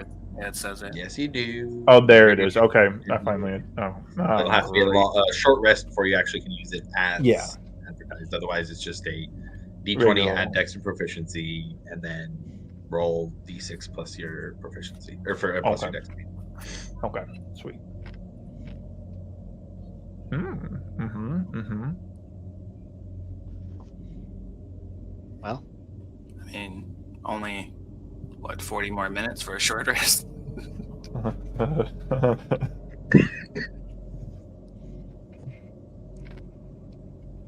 If you wanted to. what's like the time of day right now? Yeah, it's got to be dark, right? Time of night, yeah, it has early evening. half. So maybe we should be looking for a place to actually long rest. This Take a time. seems like a good spot. We could do it up on that platform. Yeah, That'd be nice. have a little vantage view. Let's Maybe do you that. could instant cast tiny hut. I don't know about instant casting. I don't know if I've got many more of those in me. It's kinda Almost like it was divine intervention. or Once in a something. lifetime. Give me some time. I can do it. Yeah. Well, I guess Oh, I put don't some think work to do. Grim was here for that. No, I don't think he was. That shit We don't was have Funnily to go enough- into it. It's just a really outlandish and crazy story. It's fine. I still, in my inventory, have this thing that I got in like the first session that I was in, because I think we stole it from that when we did that information grab in the beginning. I still have that small metal cube, that instant fortress, Oh, if we need it. I also have a You guys have 7th had level that for a conjuration while. spell that I have no idea what it does. That's what I found in that office. Oh yeah. Wait, what is this? I think you gave it to me. I just never. Did I? Because I used it to interrogate. I like have an very instant portable cube prison. fortress and 10 doses of Dragonborn antidote. I have so many things that I just have not used. I have owlbear feathers. That's why I in have to give out so many magic items so that you guys actually use some of them. I also have a black and orange vial liquid from a core spawn antidote. And a small chime. I don't know what the chime does, but I have all these things. Oh, I gave that to you. That's to help you pick lock. Oh, thanks, dude. It's a chime of opening, just opens it. Sick. I'm gonna start using that. So yeah, we could fortress up, or we could tiny hut or something. I said we tiny hut. Yeah, if we do tiny hut at the top of the stairs, then I can also do like an alarm at the base of the stairs or at the top of the stairs. I mean, we're So I gonna have think to that's go a on pretty watch good- anyways. Oh yeah, I just don't see how you would allow us to all sleep at the same time.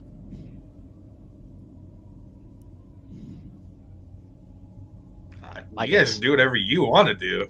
Oh, I was talking. Roll to Varric. responded. Oh, okay, sorry. Sorry. So we're resting. Long rest. Yeah. Allows Vasati to swap out her stuff, and so what time of day is it though? it's night. Night night. Oh, It's it is Betty by night. time. Oh, okay. Can you tuck me in? You guys want to go set up like a spot up there? I'll get to work on like an alarm on the stairs, and then I'll come up and do tiny hut. Oh yeah. Up we go. I will remain on watch. Are you sure? Feel You need to take a break? I am the knight. I will cut the T-Rex's tail off. Oh. Because Uh-oh. he's a dick, first off. Second, that looks like good meat. And I'm going to eat Steaks. some of that. Oh my god. Oh, he's amazing. I knew Oh, it. I knew it. glorious. Holy shit. And I will carry that up into the tiny hut with us. The whole thing. That's a big tail. Yes. It's still so freshly killed, so the tail's still whipping around, smacking people.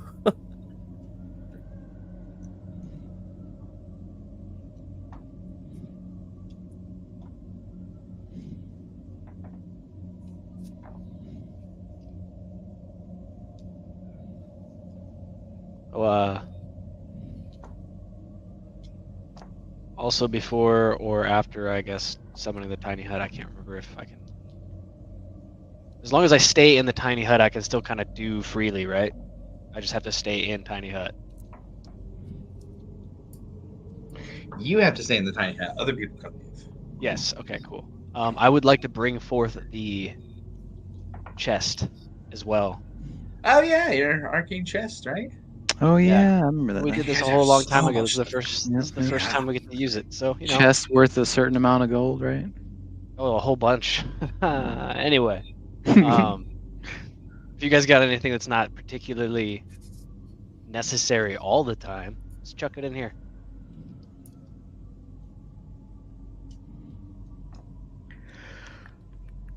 And then I'll just take this up and send it back to the Nether in the morning. Easy enough. Milo or anybody else doing anything before the 10-minute ritual for Tiny Hut up here in the this viewing chamber and this zoological display?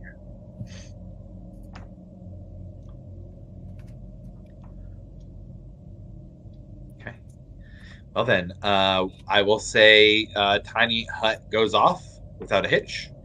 And you guys are up here now, protected in a dome that will keep you safe for the extent that it is cast.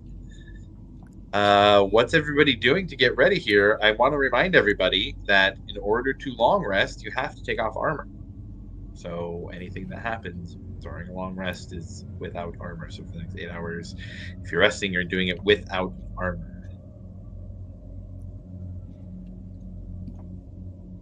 And remind me, how many hours do you need to do for a long rest? Is it 8?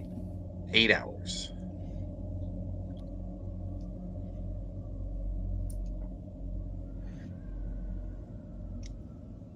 And elves are like half that, right? Yeah. Elves are Four- half. Yeah, they don't have to go 4 for it. hour There's trance. like so many elves in this group or something. Yeah, I'm that's sorry, true. what about half elf? I still have to do normal. I don't human. think there's anything in the half elf Yeah. that says it only has to do 4 I hours. lost how- my stasis once I became human or living again. Oh, so am I the only one? To... Yep. I think so. The last elf. So, So how long does it take to attune to something? short An rest. hour. Can I Yeah. attune to my new thing while we rest? Yeah, a long rest, you can have 2 hours of light activity during it. You don't have to be sleeping technically for the whole thing. Okay.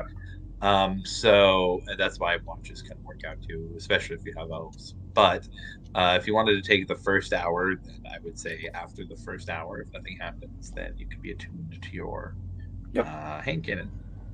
That's what I would like to do, and then Or other sleep security the rest of it. cannon. Yes. Okay. So is Varric taking watch first then? Yeah.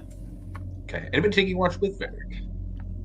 You could do it for 2 hours with still being I able can. to get a full sleep.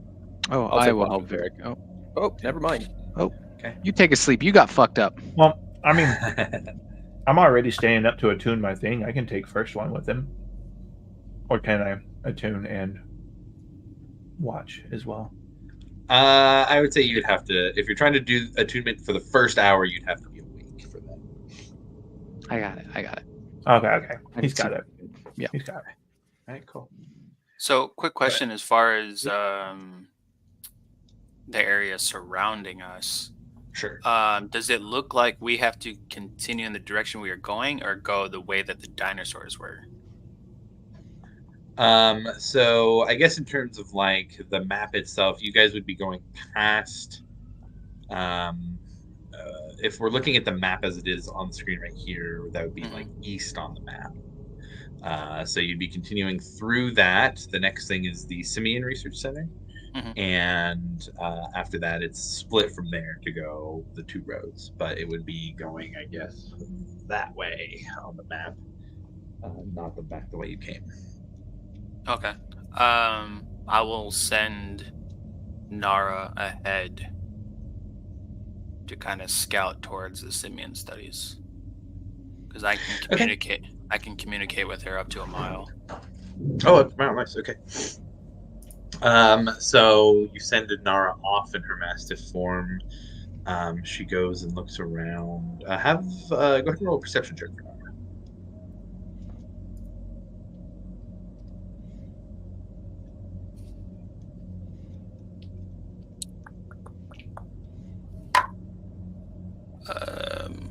God, these rolls. 13. 13, okay. She can see that it looks like that there is some flora in here, some plants in here, some trees and grass that is nice, looks new. Doesn't seem to be any creatures that she can see in there. She'll respond back with nothing to see in here. With the 13, she can smell something, but she's not sure what the smell is. Okay. As far as I know, he doesn't need to rest. So I'll just have her a little bit up the ways from us and just kind of be a little watchtower out there in case anything comes towards us.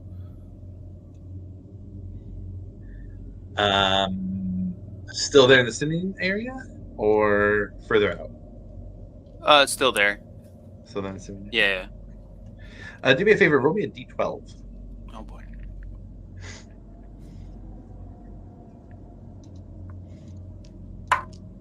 That's an 8. Okay.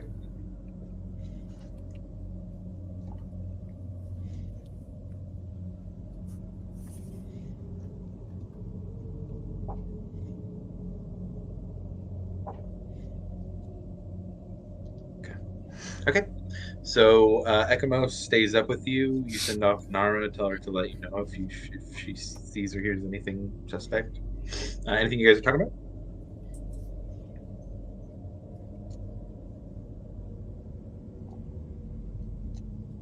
No, not really.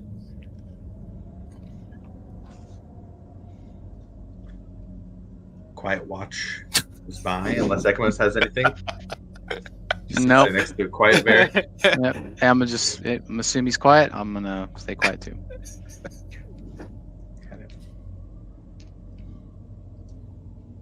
Ekamos, it would be time for you to change your watch with someone else. Yeah. Before I was gonna check in with Beelzebub. Oh sure, yeah. Yeah, just check on him, see what he's doing, and then check on Morgana. Yeah, so Beelzebub is still on the Alcantara. Mm-hmm. So is Morgana. It was the last song, and Captain Nora went off too. Mm-hmm. Vasselheim. So yeah, you check in with Beelzebub. He just kind of. How you doing, buddy? Full. Had a lot of wine, a lot of food. Good. How's everybody on the ship? Full. We ate a lot. We're just waiting here over near Ashaven. We're trying to get there. That's good. All right. Well, just whenever you guys wake up in the morning, check with Morgana and tell her that I said hi, and that I miss her, and we will be back soon. Okay. Got it. Miss you, buddy. He doesn't say anything back. Yep. And then I don't know who to wake up. Shit. He had to rest for that. I guess I'll wake up Alvor. Or do I? Did he already attune? Did he go back You down? can wake him up and he can do that attuning, sure. I wake him up and be like, "Hey, it's your watch, buddy. What? It's your watch. I'm toast." No. You said you had it. It's okay. I'm I gonna try to had roll the back first. over. Okay, you fucker. And I'll flick his ear and be like, "It's your watch, motherfucker." Oh, fine. And then I guess I get up. Okay, you get up. Varric's quietly sitting looking out of the dome. Hey. What are you doing? Keeping it safe. Yeah. Would you like some company? Yeah, sure. Sweet. And then I'll just, I guess, I don't know if he's sitting or standing, but do the same next to him. He's sitting. Oh, yeah, pop squat right next to him. Sit there and, like, twiddle my thumbs. So, you see anything? Not yet. I have Good. Nara down the road, keeping an eye out there. Uh-huh. Wow. Okay. Any more crazy dreams? No, it's pretty quiet, I think. Insight check. As an actual person, I don't remember Elivor having any crazy dreams recently. I don't think so either. Not since the last time, I think. It was a while ago that he had a neat mare. Yeah, I don't remember. Yeah. But yeah. I'll do it just to do it. I haven't done it in a while with him. Well, God, dirt rolls. Dirt. I was gonna say, Elivor would be, if he did have a crazy dream, he would definitely lie to you. Yeah, I know. Oh, dirt rolls too was I was 19. no fucking way. 19 as well. Oh. So it beats. Is But that- I mean, is that- like, legitimately, I can't think of when the last time he had a nightmare. guess it's a stalemate. Yeah, I don't think there's anything new. No, Yeah. there's not. Like, yeah, no, nothing. So what you gonna do with this whole what's her face situation? Who's what's her face? Your friend, the prisoner from dinner. Oh, yeah, that's right. Well, can't just let her die, can I? I don't know, you tell me. I mean, I can, but then the whole conscience thing and whatnot, it would kind of suck. You have one? So, barely, it's there. It's trying to make a comeback. Can't guarantee that though, but yeah, try and save her. Maybe if not, kind of sucks because I'm sure she knows a lot of stuff and could be useful later on down the road. Yeah, I mean, don't know too much about your situation, so. That's nothing too crazy, Just revenge is all. It's fine. Standard. Pretty simple. Yeah, standard revenge. I mean, you were there. Yeah, of course. Oh yeah. And we don't have to tell anybody else that you flat out failed, but I technically killed him. It was his stupid fucking ring that brought him back. I had him. I had technicalities that don't count. Is it? Everyone else got in my way too. It's okay. It won't happen again. We shall see. I don't like the lack of support here. What do you mean? I need you Oh, to from me? support me Oh. on my endeavors. I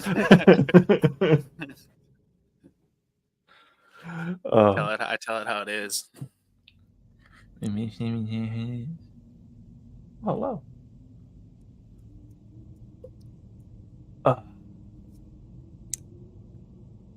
Yeah, then you just sit there, just stare off into the distance quietly.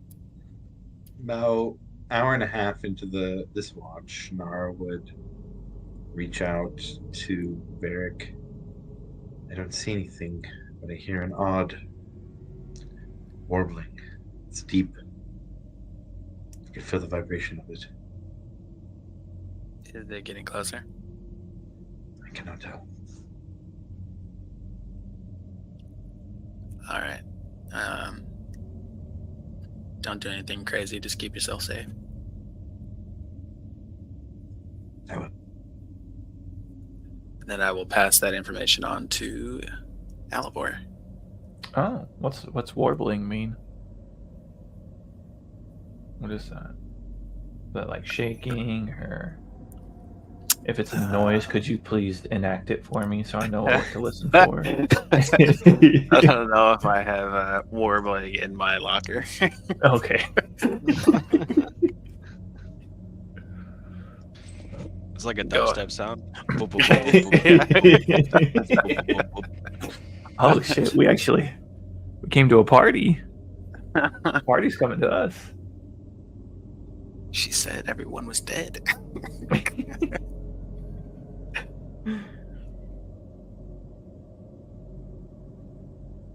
Fuck! What was? Okay, anything else you guys are doing for this watch? No. I don't think so. I need one of you to roll me a d12, please. I wrote the last one. Oh, okay. I will get us killed. Got you. Let's go with the orange one. Oh, yuck! A 3.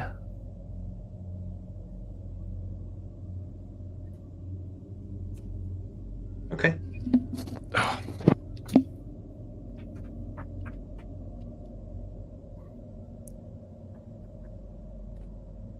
Can I have both of you roll perception checks for me? That's not bad. 14. 17. That's finally a halfway decent fucking roll here. Finally hit the double digits.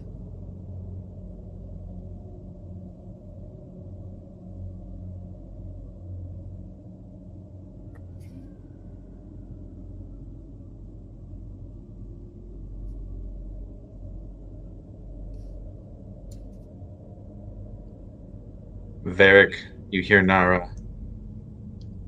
I think there's some kind of ape creature coming back. Do you want me to stay to confirm?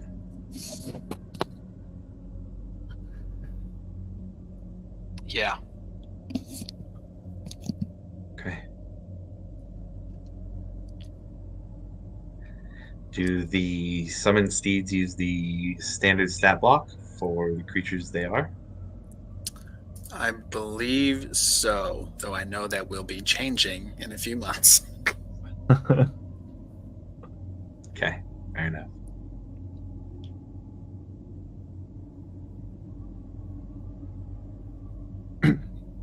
Yeah, it says the steed has the statistics of the chosen form, though it is celestial, fey, or fiend.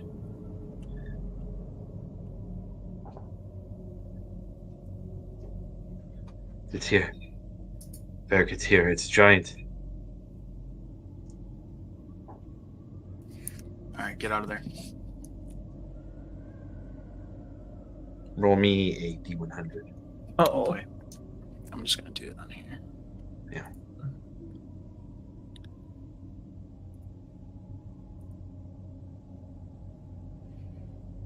$34. Okay.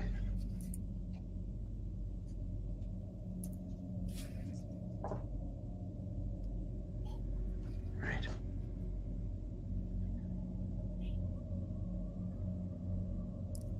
You hear her voice again.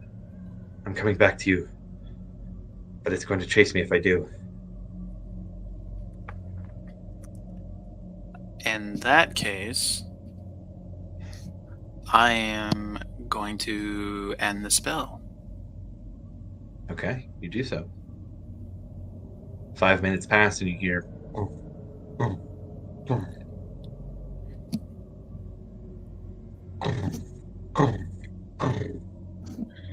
and see walking into this room.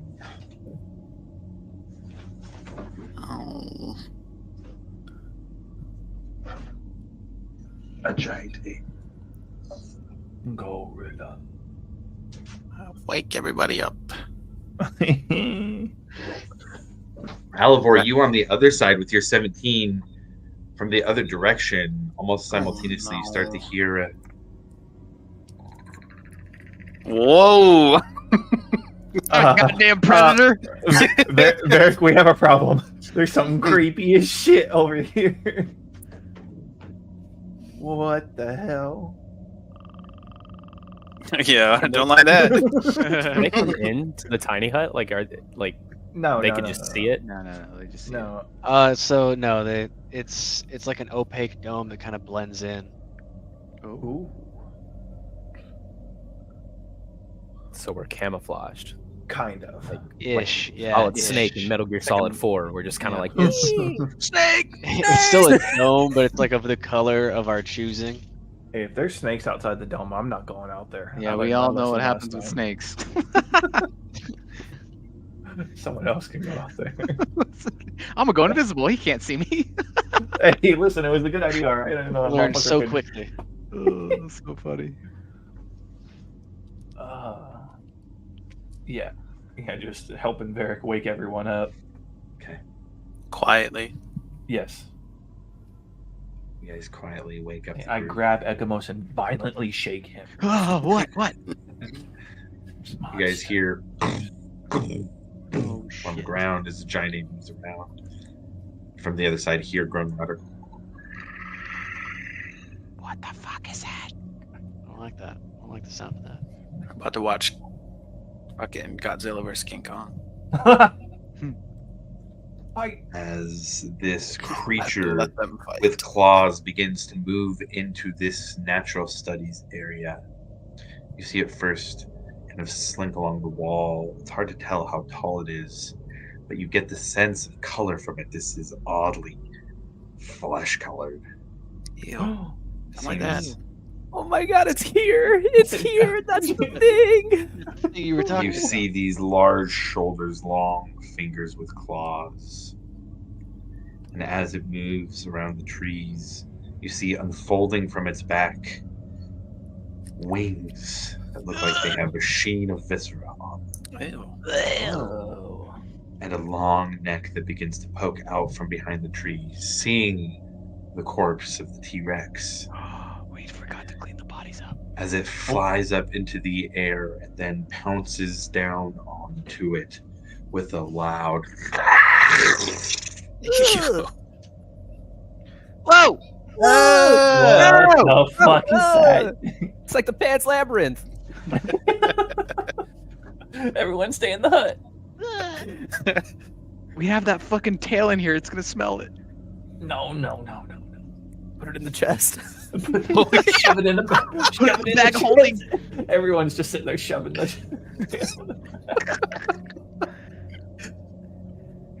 Hopefully they just see each other and fight. Yeah, you know. Yeah, that would be so nice, just but dinner, just a late night show, you know. I mean, if What are you guys doing?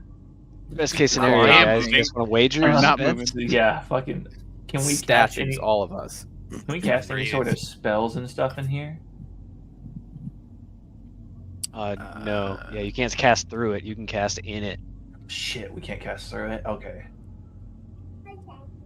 I say we just watch. And wait. We let's just wait a little bit. Let's. It's like see. a hunting blind, you know. We just sit here and shit. I'm gonna go ahead and close up the chest if you guys want to throw anything into I'm it gonna now. prestidigitate everybody so that we don't smell. Prestidigitation. Look, I'm gonna go close the chests. I'm closing up the chests. Anybody? Once Can we put the tail in there? if it'll fit. This is a 12 cubic feet, I think is what it says. You are chopping up like a sausage, dude. Just Get it in there, finally man. chop it and put it in there. So we're using the whole thing for meat. Okay, guys. All right, closing it up. And then I'm gonna make it small again, and then. It's fine. Josh, please. I'm so scared. Josh, please stop. I'm so fucking scared right now. You're muted. You're muted. The gorilla hears the ruckus over by the T-Rex, and you see this long head, kind of almost like a snake that's being charmed to move back and forth. You see lizard-like eyes, yellow and slitted, look over towards the gorilla. Oh, I told you guys it's gonna be a show. it's Kong versus Ghidorah. The ape, smelling the blood, reaches over to the tree next to it, breaks it like a spear, and throws it towards the creature. Oh.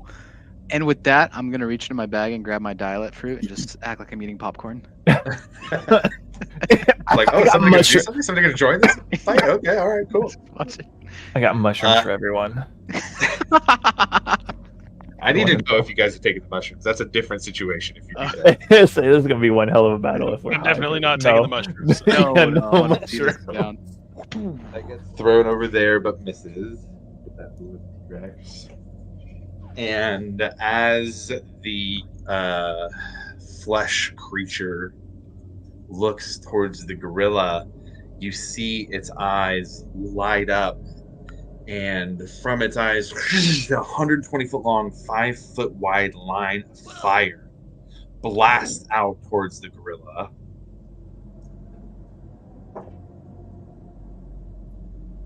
It's gonna fail to save. God, imagine if it just one-shots the fucking gorilla. Dude, Skull Island sucks. Not a good time. God. Bro, where's Samuel Jackson? The gorilla takes the heat from that. It looks like it's on fire. It raises up back, gives a chest pound, and begins to run forward at it. For the sake of this, I'm not going to play out an entire combat without you guys in it, but I am going to do a couple rolls here that are going to represent what happens. Oh shit. And then you guys how it plays out is this thing. God, it's so Look ugly. at that Found at the thing. com. That's wagers. Oh, the fucking flesh monster's gonna Dude, rip. I don't want this Yeah, I gorilla to feel like it's all die. gonna- Yeah, this is Harambe all over again. I'm gonna cry. No. This is our second chance. We can intervene. Speak You guys now want or me to go forever down hold there and save that gorilla? Oh Huh? God, no! Oh, the gorilla That's comes up for a attack, just a punch attack. It uses its fist and is able to connect and hit the head of it. It in return actually takes its claws and just starts tearing giant size scratches out of this gorilla, dealing quite a bit of damage to it and making it real hurt. It makes that noise again, and as the gorilla starts to move, you can see the gorilla stops moving completely and looks confused. What the fuck? Fucking termed it. It stops fighting the creature, puts its hands down on the ground, does nothing. And in response, the creature extends its head out as far as it can, reaches its neck out, and bites the head off of the giant ape. Out the head, it falls to the ground. Shit! Jeez! Harambe, no! Blood splurting like fountains. The creature throws its head up, and the gorilla head goes into the air. As it swallows it, you can see it go down its throat. Oh fuck! As the creature destroys the giant ape.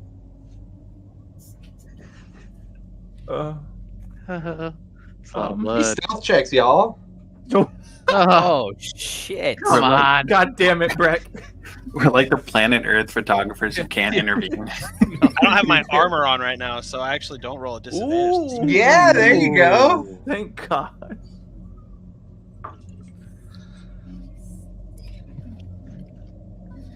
Ooh, wait a minute. Check something real quick. Ooh, ooh, I got an 18. I got an 18 as well.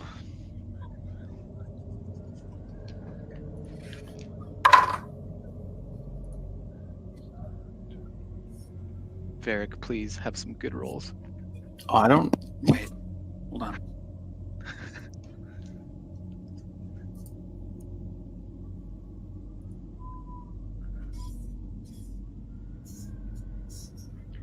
Yeah, I don't roll a disadvantage with this stuff. Either way, if you're not going to be wearing armor while you're resting, anyways. What's that? Either way, you're not going to be. Are you talking about disadvantage from armor? Yeah. Yeah, you're not going to be rolling with armor, anyways. So it doesn't matter. You wouldn't get disadvantage. Wasn't I on watch? Even on watch, resting means not having armor on. Oof.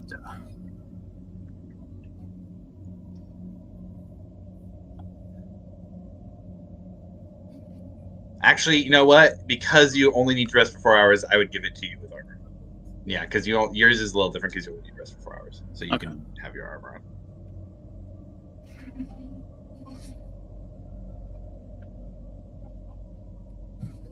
So I heard two 18s. 16 for me. Okay. Milo got like an 11. Such 30 for Grim. We're so dead. Grim's silent. You guys lose track of Grim. It's 24. I'm for not in the Alvor. story anymore.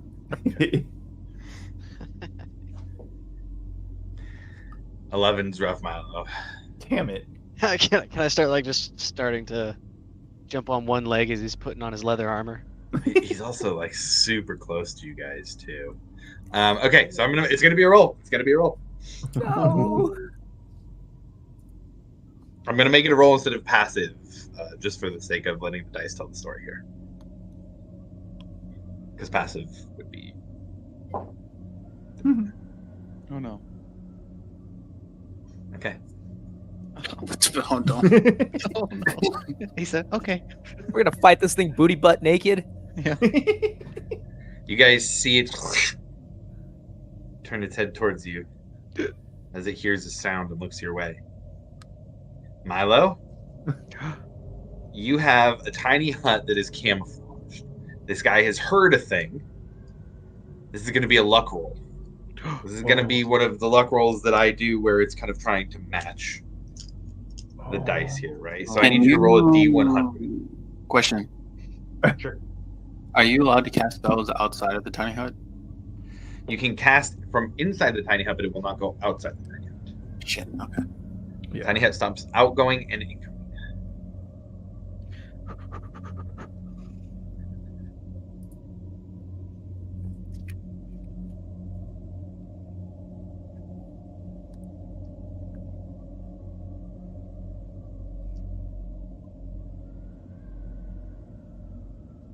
So Milo, I'm looking for a D100 roll for you. Gotcha. And D100? this is a D100. This is a luck roll. This is to see if it can pick out the fact that there is something here in this opaque, weird situation.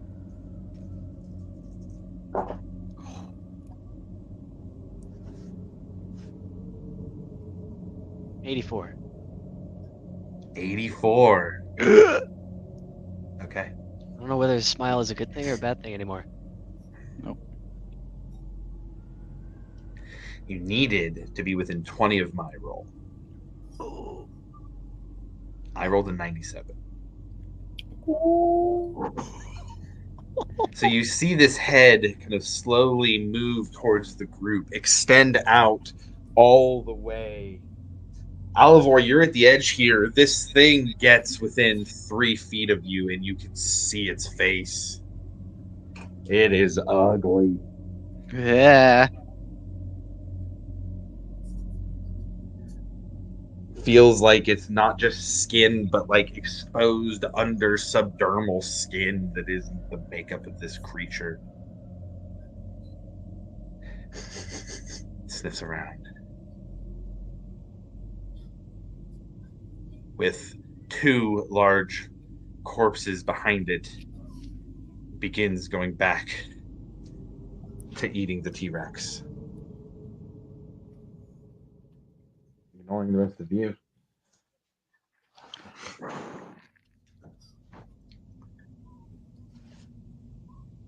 What are you guys doing at this point? Same thing I was doing when I first saw it, not breathing.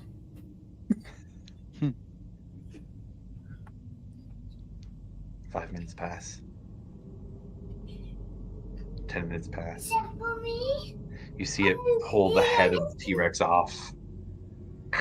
You're crunching the spine, almost like it's slurping spaghetti noodles. 15 minutes pass. 20 minutes pass. You hear once again.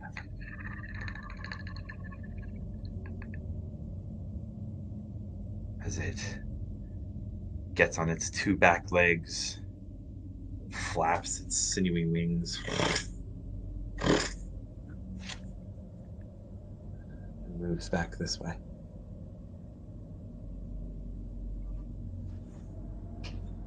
Leaving the party to finish the last bits of their long rest.